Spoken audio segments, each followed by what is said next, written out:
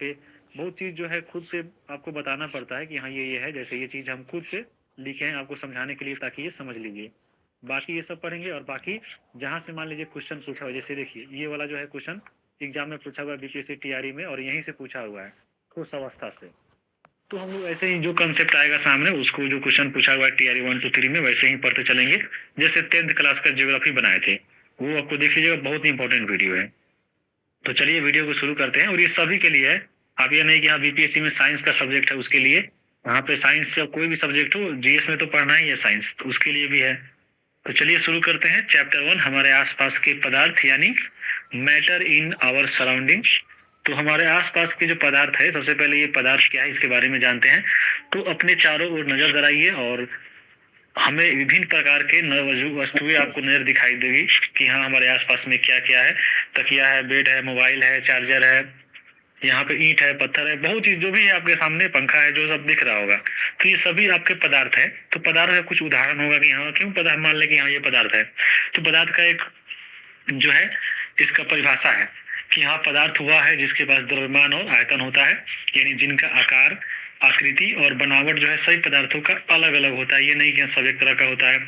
इस विश्व में प्रत्येक वस्तु जिस सामग्री से बनी है उसी को ही जो है वैज्ञानिकों ने पदार्थ नाम दिया। यानी जो भी आप यहाँ पे आपके अगल बगल में सामान देख रहे हैं, वो जो चीज से बना हुआ है, जिस सामग्री से बना हुआ है, उसे ही जो है हम लोग पदार्थ बोलते हैं। तो पदार्थ जो होता है सभी वस्तुओं का इसमें द्रव्यमान होता है और ये कुछ ना कुछ स्थान यानी आयतन घेरता है। यानी अगर हम एक शब्द में बोले कि पदार्थ क्या है, तो पदार्थ वह वस्तु है जो द्रव्यमान और आयतन घेरता है। जिसके पास द्रव्यमान हो, आयतन हो, वह जो है पदार्थ है। यानी आपको all the thing mention above occupy A space have a mass, in other word they have both mass and volume. यानी जो आपके जिसके पास मास और वॉल्यूम है वो आपके यह पदार्थ है। अब यहाँ पे देखिए, यहाँ पे चीजें क्लियर होगा। जैसे देखिए ये प्रश्न दिया गया है कि निम्नलिखित से कौन से जो है पदार्थ है उसके यहाँ पे छाटना है। जैसे देखिए कुर्सी है, स्थान घेरता है, इसमें भी आयतन होता है। जैसे देखिए गाड़ी के जो गाड़ी का चक्का होता है, टायर ट्यूब जो होता है, उसमें भी हवा होता है, बैलून में हवा होता है, वो स्थान घेरता है। तो वो आपको क्या है, वो आपको वायु भी जो है पदार्थ है। उसके बाद यहाँ पे देखिए स्नेह, स्नेह मतलब प्रेम या प्यार हो गया। तो यहाँ पे देखिए प्यार को आप माप सकते हैं कि हाँ यहाँ पे कितना हम करते हैं आपसे, चाहे कोई किसको कितना प्यार करता है। गाना की बात मत कीजिए कि हाँ गाना में कुछ गा दिया कि हाँ आपको सुबह से लेकर शाम तक, शाम से लेकर रात तक, वो वाला बात नहीं है। प्यार को जो है महसूस कर सकते हैं। ये इसका जो कोई आपका द्रव्यमान नहीं होता है कि हाँ कोई बोल दिया कि हाँ आपसे हम 5 kg प्यार करते हैं, कि हाँ चाहे आपसे बोलता है कि दिल में आपका घर है, घर में आपका दिल बनाएंगे, तो वैसा कुछ नहीं है। आपका इसमें आयतन नहीं घेरेगा, ये आपका जो है इसको महसूस किया जाता है, तो ये आपका पदार्थ नहीं है। जैसे उसी प्रकार देखिए गंध हो गया। अब कोई कितना, मान लीजिए अगल बगल में कोई चीज ना आपको खुशबू है, चाहे चाहे बदबू है, वो आपको गंध कर रहा है, तो वो आप नहीं माप सकते हैं कि कितना है या उसका कहाँ पे है, स्थान उसका नहीं घेरा हुआ है, तो ये आपका पदार्थ नहीं है। घिरना उसी प्रकार से देखिए, घिरना भी जो है कितना आप किसी से कर रहे हैं, प्रेम घिरना, ये भी आपका पदार्थ नहीं है। अब देखिए बादाम, बादाम जो है एक वस्तु है बिल्कुल और ये पदार्थ है। बादाम देखिएगा आप एक स्थान घेरता है, जहां पे रखिएगा, टोकरी में रखिएगा तो एक टोकरी बादाम है, उसका वजन भी है कि हाँ ये इतना केजी है, तो ये आपका बादाम एक पदार्थ है। विचार देखिए, विचार पदार्थ नहीं है, क्योंकि विचार अब क्या कर रहा है, कितना कर रहा है, कितना केजी, कुछ नहीं होता है इसमें। बाकी देखिए उसी प्रकार से शीत है, तो शीत जो है ठंडा, आप जो है ठंडा भी महसूस कर सकते हैं। देखिए नींबू पानी, नींबू पानी पदार्थ है, क्योंकि यहाँ पे नींबू पानी मान लीजिए आप रखिएगा तो किसी बर्तन में रख रहे हैं तो वह एक आयतन घेर रहा है, या कितना लीटर है इसको माप सकते हैं, यानी इसका एक आयतन भी है। उसके बाद देखिए इत्र की सुगंध, यही बात हुआ। देखिए सुगंध भी जो है आप ले रहे हैं तो इसको भी आप नहीं माप सकते हैं, तो ये पदार्थ नहीं है। यानी अगर देखें हम पदार्थ कौन है, तो कुर्सी है, उसके बाद यहाँ पे देखिए वायु है, उसके बाद इसमें अगला देखिए बादाम है, और आपके नींबू पानी है। ये सब जो है पदार्थ है, जितना हम यहाँ पे आपको गोल किए हैं, बाकी जो है पदार्थ नहीं है। अब यहाँ पे पदार्थ के बारे में ये जो आप पढ़े हैं परिभाषा, ये वैज्ञानिकों के द्वारा बोला गया है। लेकिन जब वैज्ञानिक नहीं थे भारत में या कहीं भी विश्व में, तो उससे पहले जो थे आपके विश्व में होते थे दार्शनिक, जो ये विचार करते थे, सोचते थे कि हाँ ये चीज ऐसे बना हुआ होगा। तो इनके अनुसार जो है पदार्थ का परिभाषा कैसे दिया गया था, आइए इसको देखते हैं। देखिए यूनानी दार्शनिक और भारत के प्राचीन दार्शनिकों ने जो है पदार्थ को 5 मूल तत्वों में वर्गीकृत किया, जिन्हें इन्होंने है पंच तत्व कहा, और इन्होंने के मानना था कि इसी पंच तत्व के मिलने से ही जो है पदार्थ बना है। और ये पंच तत्व कौन कौन है, तो वायु है, पृथ्वी है, अग्नि है, जल है और आकाश है। यानी कोई भी चीज जो बना हुआ है इसी पांचों चीज से मिलकर बना है। ये जो है किनका मानना था? दार्शनिकों का मानना था। अगर चाहे वो कोई वस्तु हो, चाहे वो सजीव हो चाहे निर्जीव हो, ये इन्हीं पांचों चीज से मिलकर जो है बना हुआ, ये जो है दार्शनिक का कहना था। पंचतत्व यहाँ पे आप ध्यान रखिए कौन कौन है। Air, earth, fire, sky and water. ये जो है आपके पंचतत्व कहलाते हैं और इन्हीं से जो है कोई भी वस्तु या पदार्थ जो है बना होता है। लेकिन जब आगे जब आपको नए नए वैज्ञानिक हुए कि हाँ जब ठीक है, जब दार्शनिक मान लिए कि हाँ ये चीज होता है, तो वैज्ञानिकों ने इस पे खोजा कि हाँ सच में क्या ऐसा होता है। तो बाद में जब आधुनिक काल आया तो इसमें वैज्ञानिकों ने देखिए कैसे पदार्थ को जो है यहाँ पे पढ़ा। तो आधुनिक वैज्ञानिक ने जो है पदार्थ को भौतिक गुणधर्म और रासायनिक प्रकृति के आधार पे जो है दो भागों में बांटा। यानी जब ये लोग पदार्थ के बारे में जान गए आधुनिक वैज्ञानिक, तो पदार्थ को जो है दो भागों में इन्होंने बांट कर पढ़ा। इस अध्याय जो है यानी पहला चैप्टर है, इसमें जो है इस अध्याय में बस भौतिक गुणों के बारे में पढ़ना है। ये जो है आपका रासायनिक प्रकृति, ये आपको चैप्टर 2 में पढ़ना है। तो सबसे पहले आपको जब मालूम नहीं होगा कि हाँ भौतिक गुण के आधार पर क्या बांटा गया है और रासायनिक पे क्या बांटा गया है, तो ये समझ में नहीं आएगा। तो यहाँ पे देखिए जो भौतिक गुणधर्म पे यानी आपको फिजिकल प्रॉपर्टी के अनुसार पदार्थ को अगर बांटा गया है तो ठोस, द्रव, गैस में बांटा गया है। ये तीन जो है आपके चैप्टर में पढ़ना है। हालांकि यहाँ पे पदार्थ में दो अवस्था और बाद में जोड़ा गया है, एक प्लाज्मा और पांचवा जो है बोस आइंस्टीन कंडेंसेट, ये जो है बाद में जोड़ा गया था। इसके बारे में भी हम थोड़ा यहाँ पे जान लेंगे, आपके बुक में नहीं दिया गया है। ठोस, द्रव, गैस के बारे में आपको पूरा डिटेल से पढ़ना है। तो हम लोग इसी अध्याय में यानी चैप्टर 1 में यही पढ़ना है। उसके बाद यहाँ पे जो केमिकल नेचर है जो आपको चैप्टर नंबर 2 में पढ़ना है, यहाँ पे पढ़ना है तत्व, यौगिक और मिश्रण के बारे में। ये जो है इसी को बोलते हैं रासायनिक प्रकृति के आधार पर बांटा गया है और भौतिक में ठोस, द्रव, गैस। तो यहाँ पे हम ठोस, द्रव, गैस के बारे में जो है पूरा डिटेल से पढ़ने वाले हैं। तो यहाँ पे आप देख सकते हैं कि ये जो है ठोस, द्रव, यहाँ पे गैस दिया गया है। अब यहाँ पे देखिए ठोस, द्रव, गैस से पहले थोड़ा सा हम जो है पदार्थ के बारे में जान लेते हैं। आपका पूरा जो वीडियो है समझ लीजिए, जो चारों चैप्टर है इसी के इर्द गिर्द घूमने वाला है। थोड़ा आइए हम समझ लेते हैं। सबसे पहले पदार्थ के बारे में तो जान लीजिए कि पदार्थ क्या है। अभी आप देखे हैं कि दो गुणधर्म पे बांटा गया है, एक भौतिक वर्गीकरण और दूसरा रासायनिक को। तो ये जो भौतिक है आपका चैप्टर 1 में पढ़ना है। अभी आपको यहाँ पे ये जो रासायनिक है ये चैप्टर नंबर 2 में पढ़ना है। भौतिक गुणधर्म अभी देखे हैं, ठोस, द्रव, गैस के बारे में पढ़ेंगे। रासायनिक वर्गीकरण जब हम लोग पढ़ेंगे तो उसमें मिश्रण के बारे में हम लोग पढ़ेंगे। रासायनिक वर्गीकरण के आधार पे भी जो है इनको दो भागों में बांटा गया है, एक शुद्ध पदार्थ और दूसरा जो है मिश्रण। शुद्ध पदार्थ कौन होते हैं? तो तत्व और यौगिक जो होते हैं वह शुद्ध पदार्थ होते हैं। और यहाँ पे तत्व में आते हैं धातु, अधातु, उपधातु और यौगिक में कार्बनिक और अकार्बनिक। तो यहाँ पे ये चीज देख लीजिए, ये आपका चैप्टर नंबर 1 है, ये आपका चैप्टर नंबर 2 में हम लोग पढ़ेंगे। ये भी पूरा नहीं पढ़ेंगे, लेकिन जब आगे जब आएगा चैप्टर नंबर 3 तो इसमें जो है आपको पदार्थ का इसके बारे में सिद्धांत दिया जाता है कि जो पदार्थ है वह जो है बहुत छोटे छोटे कणों से मिलकर बना हुआ है, जिसको परमाणु बोलते हैं। और ये जो है डॉल्टन का सिद्धांत जब पढ़िएगा तो ये आपका चैप्टर नंबर 3 में पढ़ना है। फिर जब ये पढ़िएगा तो इसमें डॉल्टन ने बोला कि हाँ ये जो परमाणु है वो अविभाज्य है, यानी इसको बांट नहीं सकते हैं। लेकिन फिर वही आपका जब चैप्टर नंबर 4 पढ़िएगा तो ये जो डॉल्टन का सिद्धांत है कि यहाँ परमाणु अविभाज्य है, इसको बांट नहीं सकते हैं, इसको जो है गलत साबित किया जाता है। और फिर यहाँ पे बताया जाता है चैप्टर नंबर 4 में कि परमाणु जो है वो अविभाज्य है, यानी परमाणु को भी जो है हम लोग तोड़ सकते हैं। यानी पदार्थ का जो सबसे छोटा कण था परमाणु, अब उसको भी जो है हम लोग यहाँ पे तोड़ सकते हैं। और इसमें जो है जब तोड़िएगा तो यहाँ पे परमाणु के अंदर इलेक्ट्रॉन, प्रोटॉन और न्यूट्रॉन आएगा। तो यहाँ पे ये चौथा अध्याय में पढ़ना है। यानी आपको पूरा एक जो है एक सारांश है ये चीज कि हाँ ये जो है आपका चैप्टर 1 से लेकर 4 तक ये जो है पूरा इसी के बारे में हम लोग यहाँ पे डिटेल में पढ़ने वाले हैं। तो थोड़ा थोड़ा चीज हम थीम बता दिए हैं कि हाँ ये पढ़ने वाले हैं हम लोग, ताकि आपको समझ में आएगा। क्योंकि यहाँ पे सब हम बता दिए। जैसे अभी देखिए तत्व के बारे में ही पढ़ रहे हैं तो तत्व का आपको ऊपर जिक्र किया गया, लेकिन यहाँ पे हम लोग थोड़ा समझ लेंगे इसके बारे में तो वहां पे आपको अच्छे से समझ में आ जाएगा। तो अभी आप देखे हैं तत्व और जो यौगिक है वो शुद्ध पदार्थ होता है। तो यहाँ पे तत्व क्या है? तो तत्व एक शुद्ध पदार्थ है जिससे तोड़कर अन्य पदार्थ में जो है हम लोग इसको नहीं बदल सकते हैं। और ये तत्व का जो है कोई फॉर्मूला नहीं होता है, या अकेले पाया जाता है। जैसे यहाँ पे आप देख रहे हैं हाइड्रोजन हो गया आपका, फेरस हो गया, जैसे हीलियम हो गया, नियोन हो गया, निकेल हो गया, चाहे कुछ भी है, तत्व अगर अकेले रहता है या सूत्र में नहीं होता है और यह आपके शुद्ध पदार्थ है, क्योंकि इसको जो है तोड़कर इसको अन्य पदार्थ हम लोग नहीं बना सकते हैं। बाकी यौगिक की बात करें तो यहाँ पे यह तत्व मिलकर ही जो है यौगिक बनता है, यह भी एक शुद्ध पदार्थ है। और यह 2 या 2 से अधिक तत्वों के देखिए यहाँ पे निश्चित अनुपात में मिलने से बनता है। ये आपको यहाँ पे वर्ड याद रखना है, निश्चित अनुपात में मिलने से बनता है। और यह आपको दो पदार्थ क्योंकि मिल रहा है तो यहाँ पे इसका एक सूत्र होता है, और सूत्र जो है फिक्स होता है, निश्चित अनुपात में होता है। जैसे जल ही है H2O, तो यहाँ पे हाइड्रोजन का 2 इसमें परमाणु है, ऑक्सीजन का 1 है, तो इसका अनुपात बांटा गया है कि 2:1 में ही आपका होगा जल। तो यहाँ पे एक शुद्ध पदार्थ है, क्योंकि यह यौगिक है तो इसका फॉर्मूला भी होगा। जैसे NaCl है यानी सोडियम और क्लोराइड, तो सोडियम का भी 1 परमाणु और क्लोरीन का भी 1 परमाणु, तो यहाँ पे निश्चित अनुपात में बांटा गया है, तो इसको हम लोग बोलेंगे यौगिक। उसी प्रकार देखिए मिश्रण, मिश्रण को देखें तो यह जो है 2 या 2 से अधिक तत्वों के किसी भी अनुपात में मिलने से बनता है। यहाँ पे देखिए किसी भी अनुपात है, यानी कैसे भी मिला दीजिए उसका फॉर्मूला नहीं होता है।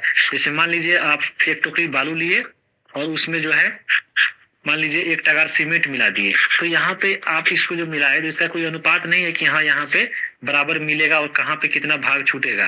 तो इसका जो है आप एक मिश्रण इसको बोलेंगे। जैसे मान लीजिए आप जो है, जैसे आपको शरबत बनाते हैं पानी और चीनी का, तो पानी और चीनी इसमें आप जो है डालिएगा, तो ये आपका एक मिश्रण है। आपको ये तत्व और यौगिक नहीं है, ये नहीं कि हाँ अब शरबत बना दीजिए मान लीजिए, तो शरबत का कोई फॉर्मूला होता है, नहीं होता है, तो ये आपका मिश्रण है। तो ये आपको थोड़ा समझ में आ गया होगा तत्व यौगिक के मिश्रण के बारे में। और यही आप जो पदार्थ पढ़ रहे थे, ये जो पदार्थ होता है, यह इसका जो सबसे छोटा कण होता है वह होता है परमाणु। और ये बोला था कौन? तो बोला था डाल्टन। डाल्टन जब पढ़िएगा तीसरा अध्याय में तो दिया गया है डाल्टन के अनुसार परमाणु जो है अविभाज्य है, यानी परमाणु को जो है हम लोग नहीं बांट सकते हैं। यानी पदार्थ का जो सबसे छोटा कण है, यानी जिससे पदार्थ बना हुआ है, उसको हम लोग बोलते हैं परमाणु। और परमाणु अविभाज्य है डाल्टन के अनुसार। लेकिन वहीं जब पढ़िएगा चैप्टर नंबर 4, तो यहाँ पे यह सिद्धांत को गलत साबित कर दिया जाता है, और वहां पे बोला जाता है कि डाल्टन साहब जो आप बताए हैं कि हाँ परमाणु अविभाज्य है, इसको हम अब नहीं तोड़ सकते हैं, ये सबसे छोटा कण है, तो ये आप गलत बताए हैं। यानी परमाणु से भी छोटा चीज है जो मिलकर पदार्थ बनते हैं, और परमाणु के भी हम लोग इसको भाग में बांट सकते हैं। और परमाणु का संरचना दिया जाता है बाद में रदरफोर्ड के द्वारा, नील्स बोर के द्वारा, वो जो है चैप्टर नंबर हम 4 में पढ़ेंगे। और इसमें बताया जाता है कि परमाणु भाज्य है और परमाणु में इलेक्ट्रॉन, प्रोटॉन और न्यूट्रॉन पाए जाते हैं। तो ये आपका चैप्टर नंबर 4 में हम लोग पढ़ेंगे। तो अभी हम लोग पदार्थ के बारे में पढ़ रहे थे, ठोस द्रव गैस के बारे में। अब चीजें यहाँ पे थोड़ा सा समझ में आ गया होगा, अब ये और अच्छे से समझ में आएगा कि पदार्थ का भौतिक स्वरूप अभी आप देखे हैं कि ठोस, द्रव और गैस होता है। तो यहाँ पे आप फिगर में देखिए, ये ठोस है, ये द्रव है और आपकी ये गैस है। कोई भी चीज मान लीजिए अगर कोई भी वस्तु है, कोई भी पदार्थ है, तो पदार्थ जो है बहुत छोटे कणों से मिलकर बना हुआ है, अभी आप देखे हैं। तो यहाँ पे इसके बीच में जो है आपको जो पदार्थ है मान लीजिए कोई, इसके बीच में बहुत सारा छोटा कण है। अगर ठोस है तो बहुत बारीकी से है, यानी बहुत नजदीक सटा हुआ है। और मान लीजिए गैस है तो थोड़ा दूरी पे है। अगर मान लीजिए द्रव है तो आपको द्रव भी छोटा दूरी पे है, लेकिन ठोस से जो है ये आपको थोड़ा सा दूर है। तो ये आपको सब में बांटा गया है। यानी देखिए ठोस है तो इसके बीच में देखिए कितना छोटा कण पास में एकदम सटा के है। यानी ठोस जो है छोटे कणों से जो मिलकर बना है, तो इसमें बहुत घन है, यानी बहुत सटा के रखा गया है। वहीं द्रव देखिएगा तो द्रव में थोड़ा दूर पे दिखेगा कि हाँ आपको थोड़ा इसमें दूरी पे है। अगर वहीं देखिए गैस में, तो गैस में बहुत दूर इसके कण होते हैं, यानी इसके बीच में बहुत सारा खाली जगह है। वहीं द्रव देखिएगा तो द्रव में भी खाली जगह है, लेकिन यहाँ पे ठोस से कम है, और गैस से कम है और ठोस से ज्यादा है। और वहीं ठोस में देखिएगा तो ठोस में भी थोड़ा रिक्त स्थान होता है, मतलब न बराबर, यानी नगण्य इसमें आपको संपीड़ितता, यानी इसमें थोड़ा खाली स्थान पाया जाता है, लेकिन नगण्य पाया जाता है, ठोस में भी पाया जाता है। तो इसके कण है, ये जो आप एक दूसरे से जुड़े हुए हैं, यानी जो भी कण है यहाँ पे एक दूसरे को पकड़े हुआ है, जड़ा हुआ है, तो किस कारण है? तो इसके बीच में एक बल पाया जाता है जिसको बोलते हैं अंतर आणविक बल। यहाँ पे याद रखिएगा, अंतर आणविक बल। ये जो अंतर आणविक बल है, इसी के माध्यम से पदार्थ के जो छोटे कण है वो एक दूसरे से चिपके हुए हैं। अब यहाँ पे देखिए अंतर आणविक बल जो है यह किसमें सबसे ज्यादा होगा? तो ठोस में ज्यादा होगा, क्योंकि इसके कण जो है बहुत पास है, यह बहुत मजबूती से पकड़ा हुआ है। इससे कम आपका द्रव में होगा, और सबसे कम जो है गैस में होगा, क्योंकि इसके कण जो है बहुत दूर है। तो यहाँ पे इसमें भी अंतर आणविक बल है, लेकिन सबसे कम है, और सबसे ज्यादा यहाँ पे ठोस में होता है। तो ये आपको कण के बारे में जान लीजिए। अब इसका देखिए आपके बुक में जो दिया गया है, इसको हम बात करते हैं कि इसका जो है नेचर जानते हैं हम लोग कि हाँ ये पदार्थ का कण कैसा होता है। तो सबसे पहले पदार्थ जो होता है, अभी आप जो कण देख रहे थे कि ये जो कण जो होता है ना, देखिए दिया गया ये पदार्थ के कण कितने छोटे होते हैं। तो ये पदार्थ के कण जो है बहुत छोटे होते हैं, इतने छोटे होते हैं कि आप यहाँ पे इसको कल्पना भी नहीं कर सकते हैं। और यहाँ पे कल्पना करने के लिए एक जो है फिगर के माध्यम से आप समझ सकते हैं कि यहाँ पे देखिए कि जब हम जल में नमक जो है घोलते हैं, यानी नमक और जल का जो है मिश्रण बनाते हैं तो नमक के कण जल के कणों के बीच के रिक्त स्थान में जो है समावेश हो जाता है। मान लीजिए आप एक गिलास पानी लिए, उसमें नमक रखे, तो आपको जल का जो खाली जगह है दिखाई दे रहा है? नहीं दे रहा है, क्योंकि इतना छोटा छोटा है, वो जूम करने पे दिखाई देता है। मान लीजिए आप नॉर्मल जो पानी लेते हैं आप गिलास में, उसका जब लाख गुना कीजिएगा, लाख गुना बड़ा कीजिएगा, तब आपको जो है उसका कण दिखाई देगा तो जल का, और वो दिखेगा खाली स्थान जो है इसमें कि हाँ पदार्थ के जो जल में भी जो है खाली स्थान पाया जाता है। और यही जो खाली जगह है उसी में जाकर ये जो है नमक मिल जाता है। खाली जगह नहीं रहेगा तो वह नहीं मिलेगा, तो ये आपको मिल जाता है। और इसी से पता चलता है कि हाँ पदार्थ के कण के बीच में भी, यहाँ पे यानी द्रव के कण के बीच में भी जो है स्पेस है, और उसी खाली जगह में ही जो है ये नमक और चीनी जाकर, चाहे कुछ भी जाकर मिल जाता है। तो ये पदार्थ का भौतिक स्वरूप है। अब देखिए इसके बारे में जानते हैं कि पदार्थ जो है कणों से मिलकर बना होता है। बिल्कुल आपको दिखा है, पदार्थ जो है कण कर मिलकर बना हुआ है। पदार्थों के बीच जो है आपको रिक्त स्थान पाया है, तभी तो ये चीज जाकर एक दूसरे में मिल जाता है। अभी आप यहाँ पे देखे हैं पदार्थ के कण निरंतर गतिशील होते हैं, यानी ये जो पदार्थ है, ये आपका जो चीज इसमें जो है इधर उधर कण है, ये जो है गतिशील होते हैं, यानी हमेशा जो है इधर उधर ये घूमते रहते हैं। पदार्थ के कण जो है एक दूसरे को आकर्षित करते हैं। बताएं ये पदार्थ के जो कण है वो क्यों चिपका हुआ है? क्योंकि इसके बीच में जो है अंदर आणविक बल होता है जो एक दूसरे को आकर्षित करता है। तो ये आपको पदार्थ के बारे में जान लिए। अब हम चलिए इसके बारे में और चीज जानते हैं। जैसे यहाँ पे देखिए, अब पदार्थ के अब सब जितने भी भौतिक गुण है एक एक करके हम चलिए देखते हैं। अभी आप देखें कि पदार्थ के कण निरंतर गतिशील होते हैं, तो कैसे होते हैं? चलिए एक तो हम इसको देखते हैं। देखिए पदार्थ के जो कण होते हैं निरंतर गतिशील होते हैं, अर्थात उनमें जो है गतिज ऊर्जा पाई जाती है। यानी पदार्थ, मान लीजिए पदार्थ है तो इसमें जो कण है इसमें गतिज ऊर्जा है, यानी यह हमेशा गतिशील है, इधर उधर चल रहा है, तो इसमें गतिज ऊर्जा है। अगर मान लीजिए इस पदार्थ को तापमान हम बढ़ाते हैं तो इस कणों की गति जो है तेज हो जाती है, बिल्कुल हो जाती है। जैसे मान लीजिए ये कोई पदार्थ है, अगर आप इसको हीट देते हैं, अगर इसको गर्मी दे रहे हैं, तो ये जब गर्म होना शुरू होता है तो इसके बीच में जो भी कण होता है यही जो है इधर उधर चलने लगता है, बहुत तेजी से भागने लगता है, तो आपको पदार्थ जो है गर्म महसूस होता है। जैसे आप मान लीजिए चीनी, मान लीजिए आप गर्म कर रहे हैं चीनी पानी, जो जैसे चाशनी बना रहे हैं, तो चाशनी बनाने के लिए मान लीजिए चीनी पानी आप रख दिए एक कढ़ाई में, चाहे कुछ में, पानी इसमें है, अब इसको गर्म कर रहे हैं, तो देखिए अगर ऐसे छोड़ दीजिएगा पानी रख के तो वह जल्दी नहीं घुलेगा। लेकिन वही जब हीट दीजिएगा, जब इसको गर्मी दीजिएगा, जब इसमें पानी के अंदर जो गति जुड़ जाएगा इस कणों के बीचों में, तो ये जो है आपको चारों तरफ घूमने लगेंगे तेजी से, और जो उसमें चीनी रहेगा उसको जल्दी जल्दी घुला देंगे। यानी आप तापमान बढ़ाइएगा तो गति ऊर्जा जो है आपको बढ़ेगा। इसलिए हम कह सकते हैं कि तापमान बढ़ने पे जो है कणों की गतिज ऊर्जा जो होती है वो बढ़ जाती है। यही आपको यहाँ पे इंग्लिश में लिखा हुआ है, यही चीज आप लिख सकते हैं कि increase in temperature the kinetic energy of particle also increase, ये चीजें है। बाकी यहाँ पे प्रयोग भी क्रियाकलाप दिया गया है, यहाँ पे आप देख सकते हैं।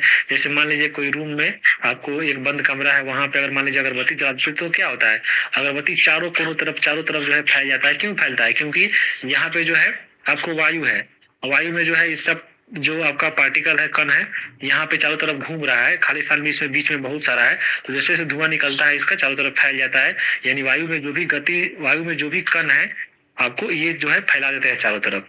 उसी प्रकार यहाँ पे और एक उदाहरण दिया गया है, जैसे एक लाल या नीला स्याही डालिए आपको एक पानी के गिलास में, और देखिए इसमें क्या होता है, तो धीरे धीरे देखिएगा चारों तरफ फैल जाता है। क्यों फैल जाता है? क्योंकि पानी के जो कण होते हैं इसके बीच में खाली जगह पाए जाते हैं, तो यहाँ पे इसको गला लेते हैं। यही था इसमें। बाकी आप देखिए पदार्थ के कण के बारे में दिया गया है कि पदार्थ के कण अपने आप ही जो है एक दूसरे के साथ अंतः मिश्रित होते रहते हैं। यानी पदार्थ के कण जो है वो अपने आप जो है एक दूसरे को यह जो है अपने मिलते रहते हैं, यानी वो घूमते रहते हैं। तो ऐसे कणों के रिक्त स्थानों में समावेश के कारण होता है, और दो विभिन्न पदार्थों के कणों को स्वतः मिलना ही विसरण कहलाता है। यानी आप एक वर्ड देख रहा है विसरण, जिसको जो है इंग्लिश में बोलते हैं डिफ्यूजन। डिफ्यूजन मतलब विसरण। तो ये क्या है? मान लीजिए दो पदार्थ है, जैसे मान लीजिए चीनी और पानी है। अब देखिए चीनी और पानी को एक जगह रख दीजिए, चाहे गिलास में, कोई बर्तन में। अब देखिए ये जो है स्वतः यानी खुद जो है इसमें मिल जाता है। तो ये क्यों मिला? क्योंकि इसमें विसरण है, और इसी गुण को हम लोग बोलते हैं विसरण। यानी दो विभिन्न पदार्थ यानी अलग अलग पदार्थ अगर स्वतः जो है मिल जा रहा है तो उसको हम लोग बोलेंगे विसरण। यहाँ पे याद रखिएगा, हमें यह भी पता चलता है कि गर्म करने पे विसरण जो है तेज होता है। मान लीजिए पानी और चीनी है, आपको गर्म कीजिएगा तो जल्दी घुल जाएगा, क्योंकि उसका विसरण जो है तेज हो जाता है। विसरण मतलब होता है यहाँ पे समझ लीजिए घुलना, मिलना या फैलना, इसका वर्ड से आप रख सकते हैं। मिश्रण मतलब फैलना वर्ड भी ले सकते हैं, चाहे आपको घुलना मिलना। ठीक है, तो यह चीज आपको याद रखिएगा। स्वतः अगर घुल मिल गया तो उसी को हम लोग बोलते हैं विसरण।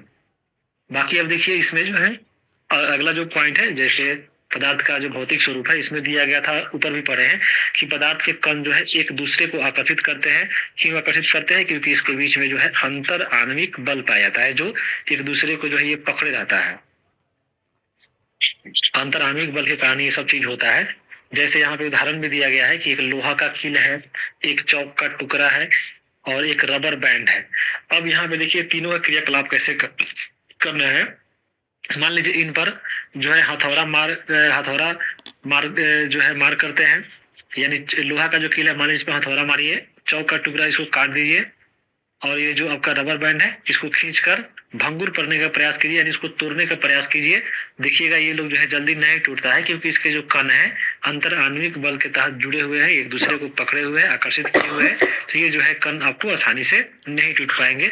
यही इसका कारण है। बाकी इसमें ऐसे ही दिया गया, जैसे आपको देखिए एक थाली में जो है जल लेकर उसे उंगली से काटने का प्रयास कीजिए, क्या होगा? वो जल कटेगा, या जल की सतह से ना कटने का कारण क्या है? तो देखिए मान लीजिए थाली है, इसमें आप पानी रखे हुए हैं, तो ये पानी का जो कि क्योंकि पानी का जो कण है इसके बीच में आपको स्पेस पाया जाता है, यानी इसके जो अंतर आणविक बल है वह थोड़ा सा कमजोर है। तो आसानी से देखिएगा आप उंगली घुमाइएगा तो आपको पानी जो है आपको थोड़ा सा हट जाएगा, लेकिन फिर वह जुड़ जाएगा।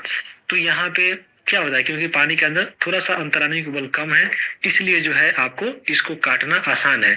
वहीं आप लोहा को लीजिए, चाहे कुर्सी का काट कर लीजिए, देखिए वहां पे उंगली से कटाएगा? नहीं कटाएगा, क्योंकि उसका जो पदार्थ का कण है एक दूसरे को बहुत मजबूती से पकड़ा हुआ है, यानी उसके अंतराणविक बल जो है ज्यादा मजबूत है, इसलिए वहां पे जो है वह नहीं कट पाता है।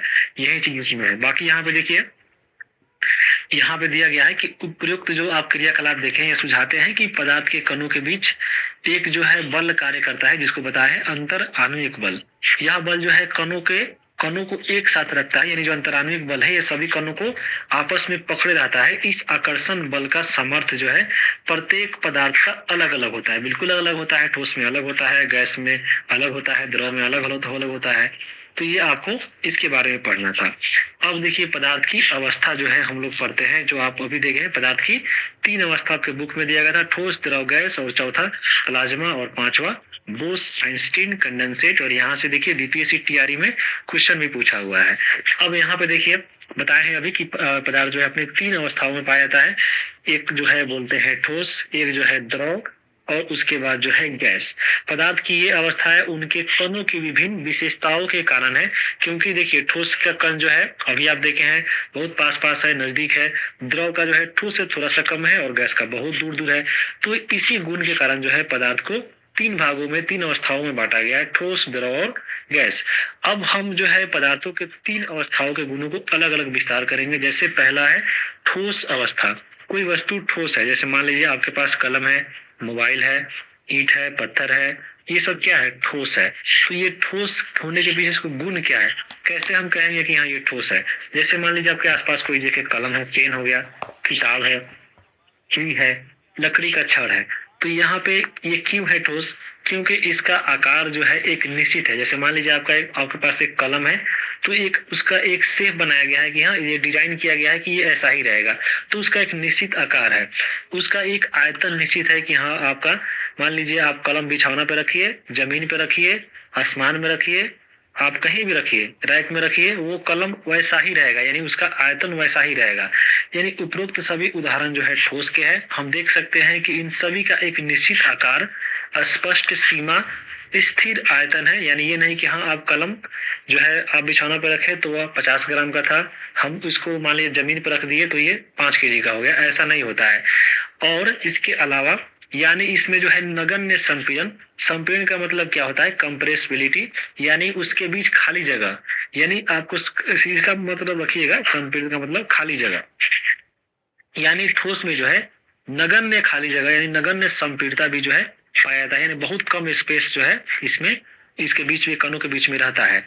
बाह्य बल लगाने पर भी ठोस जो है अपने आकार को बनाए रखता है। यानी इसको मान लीजिए कोई कुर्सी है, अब इसको मान लीजिए इधर उधर दबा रहा है कुछ भी, लेकिन वो आकार उसका वैसा ही रहता है। अगर ज्यादा बल लगाइएगा तो वह टूट जाता है। बल लगाने पे ठोस टूट सकता है, लेकिन इसका आकार जो है नहीं बदलता है, इसलिए ये जो है दृढ़ होते हैं, यानी ये मजबूत होते हैं। अब यहाँ पे देखिए यही से क्वेश्चन जो है पूछ लिया है कि निम्नलिखित में से कौन सा जो है ठोस की विशेषता जो है नहीं है, यहाँ पे नहीं है में से छांटना है। जैसे देखिए पहला है जो है आसानी से बह सकता है, दूसरा है अणु जो है बारीकी से पैक होते हैं, तो बिल्कुल ये जो है ठोस की विशेषता है। उसके बाद ये इसका आकार जो है निश्चित होता है, बिल्कुल होता है। यही ठोस की विशेषता, ये दोनों सही दिया गया है और इसमें हमको खोजना है गलत, यानी कौन नहीं है। तो ये आसानी से बहने की क्षमता इसमें नहीं पाती है। बहने की क्षमता जो है द्रव में होता है। देखिएगा द्रव चीज आपको कहीं भी पानी है, पानी मतलब बह जाता है। बहाना मतलब क्या हो, यानी कहीं लीक कर गया तो लीक करने की क्षमता किसमें होती है, किसका गुण है, तो ये द्रव का है, ना कि ठोस का है। तो यही चुना था, तो ऑप्शन नंबर इसका ई इसका आंसर होगा। आगे अब देखिएगा इसमें कुछ उदाहरण दिया हुआ है। देखिए यहाँ पे एनसीईआरटी में हम इसको अलग से टाइप क्यों नहीं पढ़ाए गए। अब इन चीजों को कितना लिखते हैं हम, एग्जाम में सीधा एग्जाम्पल भी पूछ देता है। जैसे मान लीजिए रबर बैंड है, आपको देता है एग्जाम में कि हाँ बताइए रबर बैंड क्या है, या आपको बताया था कि यहाँ स्पंज जो है, स्पंज क्या है, ठोस है कि द्रव है कि गैस है। अब वहां पे ऑप्शन में मान लीजिए पहले से नहीं पढ़े हैं, ऑप्शन उठपटांग मिल गया इस टाइप का, तो गलती करने का ज्यादा चांस है। तो आपको हम बता दें कि रबर बैंड हो या स्पंज हो, ये सभी ठोस है। ठोस क्यों है इसके पीछे चलिए हम लोग कारण जानते हैं। पहला देखिए इसमें है कि रबर बैंड को क्या माना जाएगा, क्या खींचकर इसका आकार बदल सकते हैं, क्या ये ठोस है, तो बिल्कुल ये ठोस है। अब देखिए रबर बैंड है, रबर बैंड पे अगर मान लीजिए अगर आप इस पे बाह्य बल लगाते हैं तो रबर का बैंड जो है आकार इसका बदलता है, और बल जैसे ही हटाते हैं तो पुनः जो है अपने आकार में आता है, और अत्यधिक बल लगाते हैं तो ये टूट जाता है। तो रबर बैंड जैसे मान लीजिए ये आपका ये रबर है।